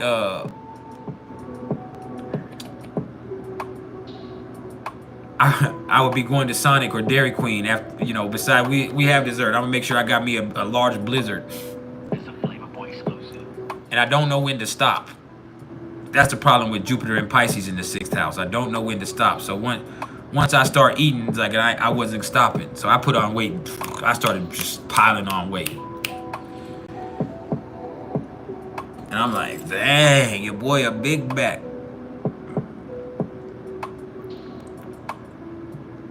What got me into astrology? I've told this story a lot of times, but you have to ask what got me into practicing astrology or what got me into astrology. I got into astrology when I was around 8 years old. And if you get a reading from me, I tell this story in most of my readings, especially the natal chart readings, because I want people to understand me better. But I heard my mama kind of talking shit about my daddy being a Gemini to my grandmother, who's also a Gemini, when I was like 8 years old, 7 or 8 years old. And what piqued my interest was my uncle said something to my mom. He said, well, you got it coming with Roddy because he's a Gemini. But I'm not. And the way my mama corrected my uncle made me want to know immediately what she was talking about. She said, my baby's a Cancer. And when she said that, I immediately had to know the difference. What the fuck is a Gemini? What the fuck is a Cancer? What the difference is between the two? Why did she say that like that? Maybe it's because it's my mama and I'm a Cancer. Or maybe it was just destiny. And so, well, my Jupiter's in the 6th house. It's different, Tina Clevery. But so I ended up asking my grandmother about it. And she proceeded to tell me that not only is there Gemini and Cancer, but there's 10 more signs on top of those. But this was blasphemy. And if I loved Jesus, I wouldn't ask her anything else about those signs. And so that just made me even more interested.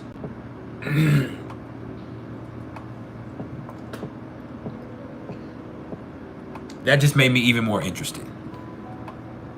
And so as I got more interested and I got more into it, it made me just like become obsessed with it. My cousin gave me a little pamphlet that had the 12 signs in it, and it had a little brief explanation of each one of the 12 signs. And it made sense to me. And it also gave me an identity out of the normal societal things. See, I was biracial, and that was an issue growing up. I appreciate the love, Shoe Fly. For real.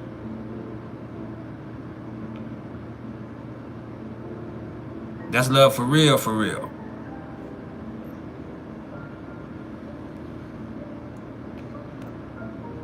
But I didn't have to be black or white, because being biracial, I wasn't black enough for my black family members. I was light skinned, I was pretty, I was this. But for my white family, I was their black cousin. Yes, it's a tiger. I am a tiger. It's a tiger. And so, you know, I'm their black cousin, and then I'm mixed, I'm bright. You know, look, you talking about little bright Roderick? You talking about, and so it gave me an identity separate from those expectations and separate from those societal stereotypes. And it also gave me something that I could know about that was different than what everybody else knew about, because growing up when I was younger, being a straight black male in the hood, you weren't necessarily into astrology or had knowledge of astrology.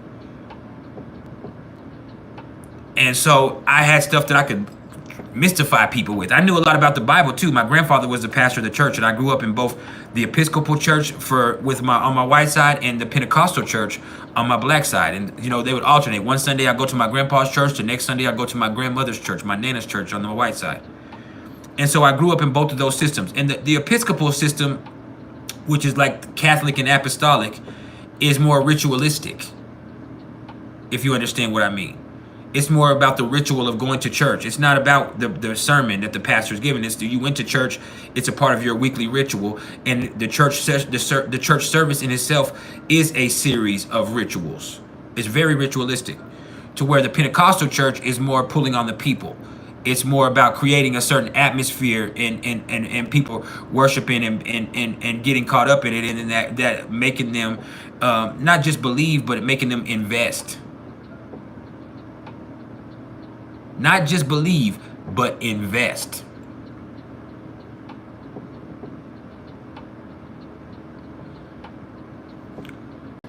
And so it gave me something I could talk to people about. And as I got older, girls were into astrology. And so as me being the player that I was, it was like, man, I could talk to them about astrology, and that's something that the ladies knew about, and other niggas couldn't talk about that shit. And so as I got deeper and deeper into it, and then I started having crazy life experiences, I could look at astrology for explanations of those life experiences, and I can correlate them and relate things back to me. See, being Mercury and Leo, I like to relate things back to myself. And so I can look at my story and look at something that happened, and I can see how it correlates with the astrology. And so it made me, what's the word I'm looking for? Because it's not about believing in it. It made it relevant to me.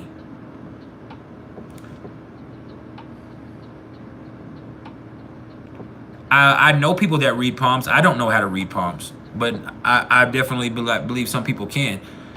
It's different though.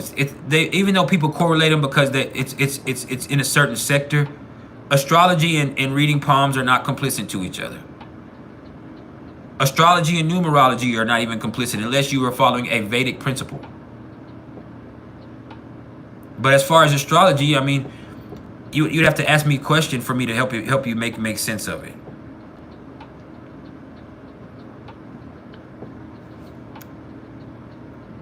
And when you ask about the tiger, I'm a tiger in Chinese astrology.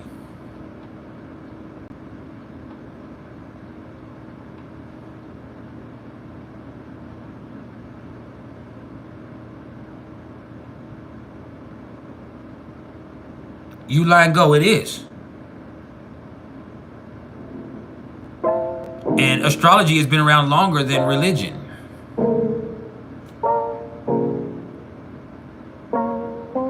Monkey is the enemy of the tiger. But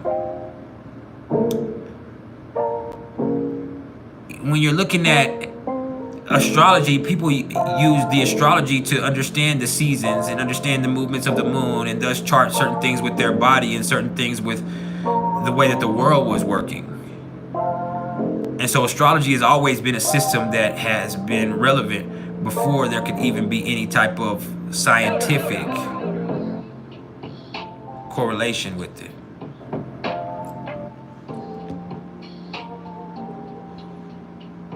You dig?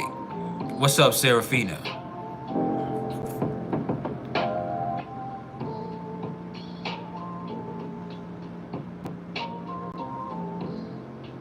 I want to thank everybody that came through for my birthday today. It's been a great day.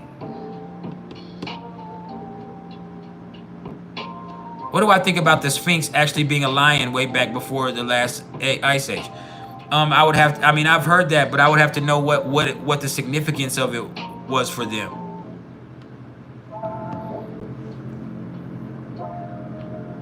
It makes me think about mythology, but not even just mythology, also theology, and it makes me think about the Anunnaki.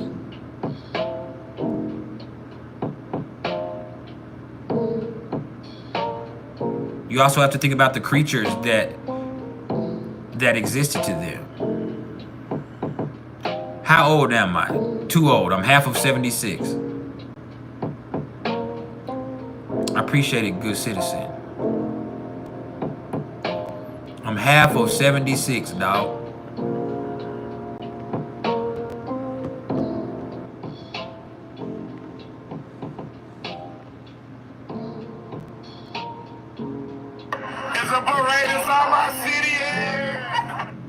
It's a parade inside my city.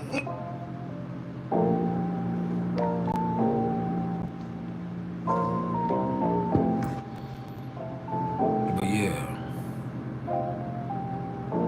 Beats by Bless Zone Out Music is old as fuck.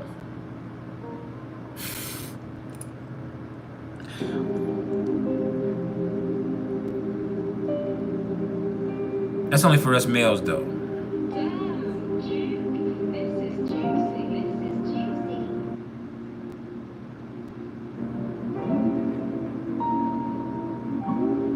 I would have to look into it, good citizen. It definitely sounds like it's something that's worth looking into. I like to learn about all types of stuff, so I look into it. What I want to always implore y'all to look into is the law of one. I want you to look into the law of one. There's a series of videos here on YouTube called The Law of One by Aaron Abke, but there's based on some channel readings of the law of one from Ra.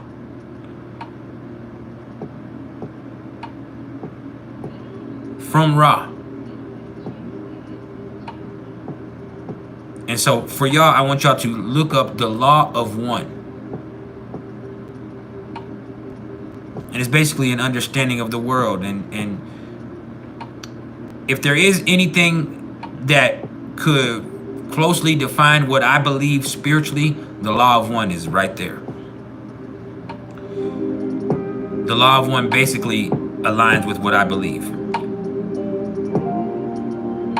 And so watch his series in order. It's by Aaron Abke. It's called The Law of One. What's up, Daddy?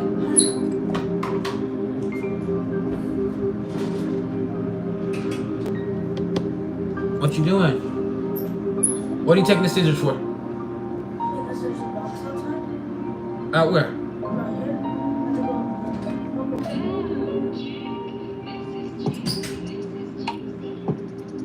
But yeah, the law of one is awesome.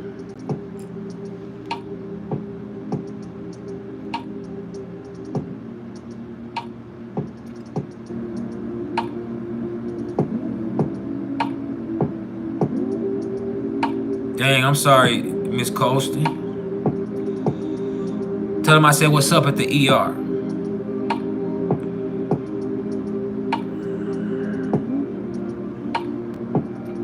Find the nearest big booty nurse and tell her I said, hey. My dog is on the couch. Chief. He don't want to get up.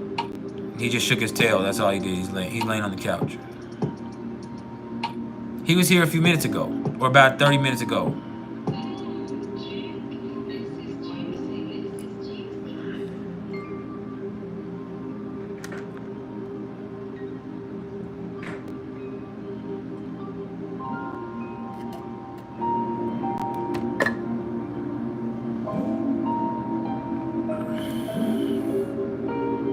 What do you get when you cross a donkey with the onion?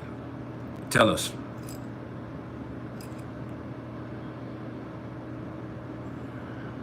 We're 4 hours in, y'all. We're about to go in about 5 or 10 minutes. We got about 5 to 10 minutes left, and then I gotta go. I've been here for 4 hours. I gotta preserve my voice. I got readings to do tomorrow. So I appreciate, see, I appreciate everybody's love and support.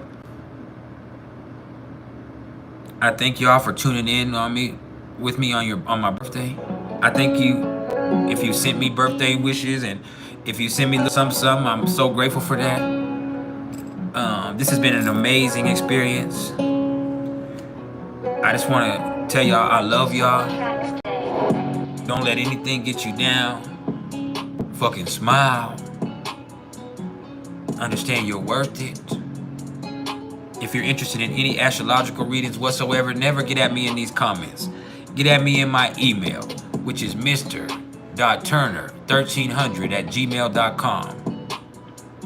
And that's not just birth chart readings, which I offer that in 3 different forms. You can get an audio recording, or we can get on the phone and talk to each other directly, or we can have a Zoom session where we're face to face, even across the world. And there's several platforms you can use. You can use Zoom. You can use, which is easiest, you can use Facebook Messenger. You can use Instagram, and we can video call each other. Hold on, my son. What is that? Can't tell you. And then, Reincarn, thank you. I have Pluto through Aquarius transit journey reads, which are a lot of work. I've been having a lot of people order those because I did a special on them in one of my astrology groups. But those are a lot of fucking work. I have Pluto through Aquarius transit journey readings, which I catalog Pluto's journey through Aquarius over the next 20 years, and I touch on every aspect that Pluto makes to all of your personal placements. And I give specific dates for each one of those. We can do solar return readings. All right. We can do synastry readings. And then we can also do numerology.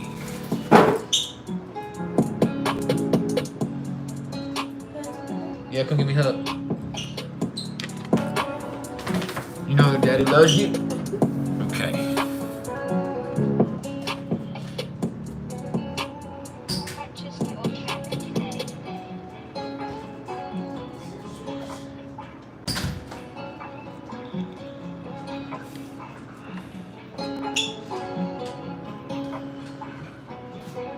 We got 5 more minutes. Let's make it count.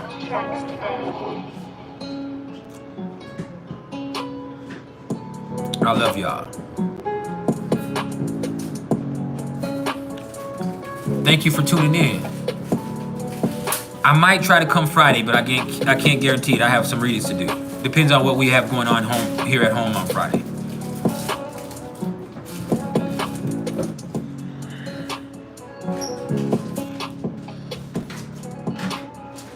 I appreciate it. Lay in being comedy.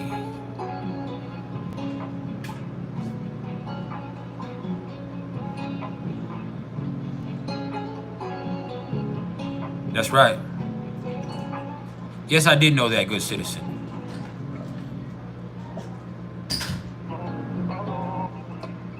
I love this beat right here. Come here, baby. Come here, say hi to the people. They want to say hi. Say hi. Come here. Come here. Say hi, Daddy. Can I have love?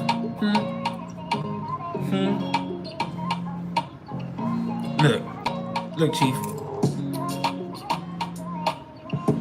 They want to say hi. The people want to say hi. Is it my sweet boy? Huh?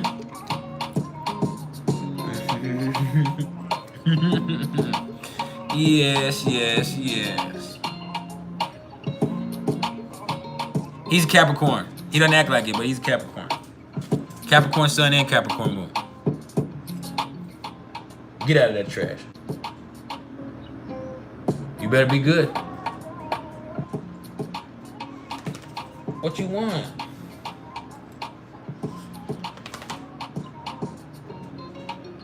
Yeah, he's my boy.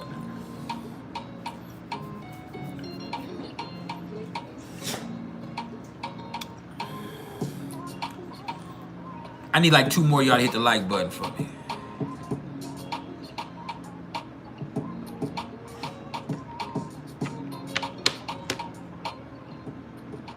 He's a Capricorn sun, Capricorn moon. Born on December 23rd, 2022.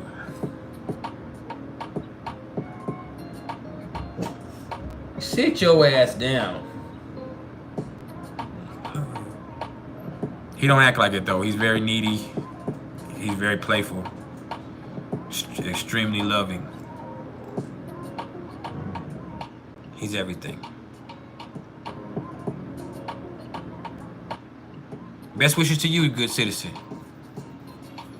Matter of fact, best wishes to everybody. I'm out. I love you.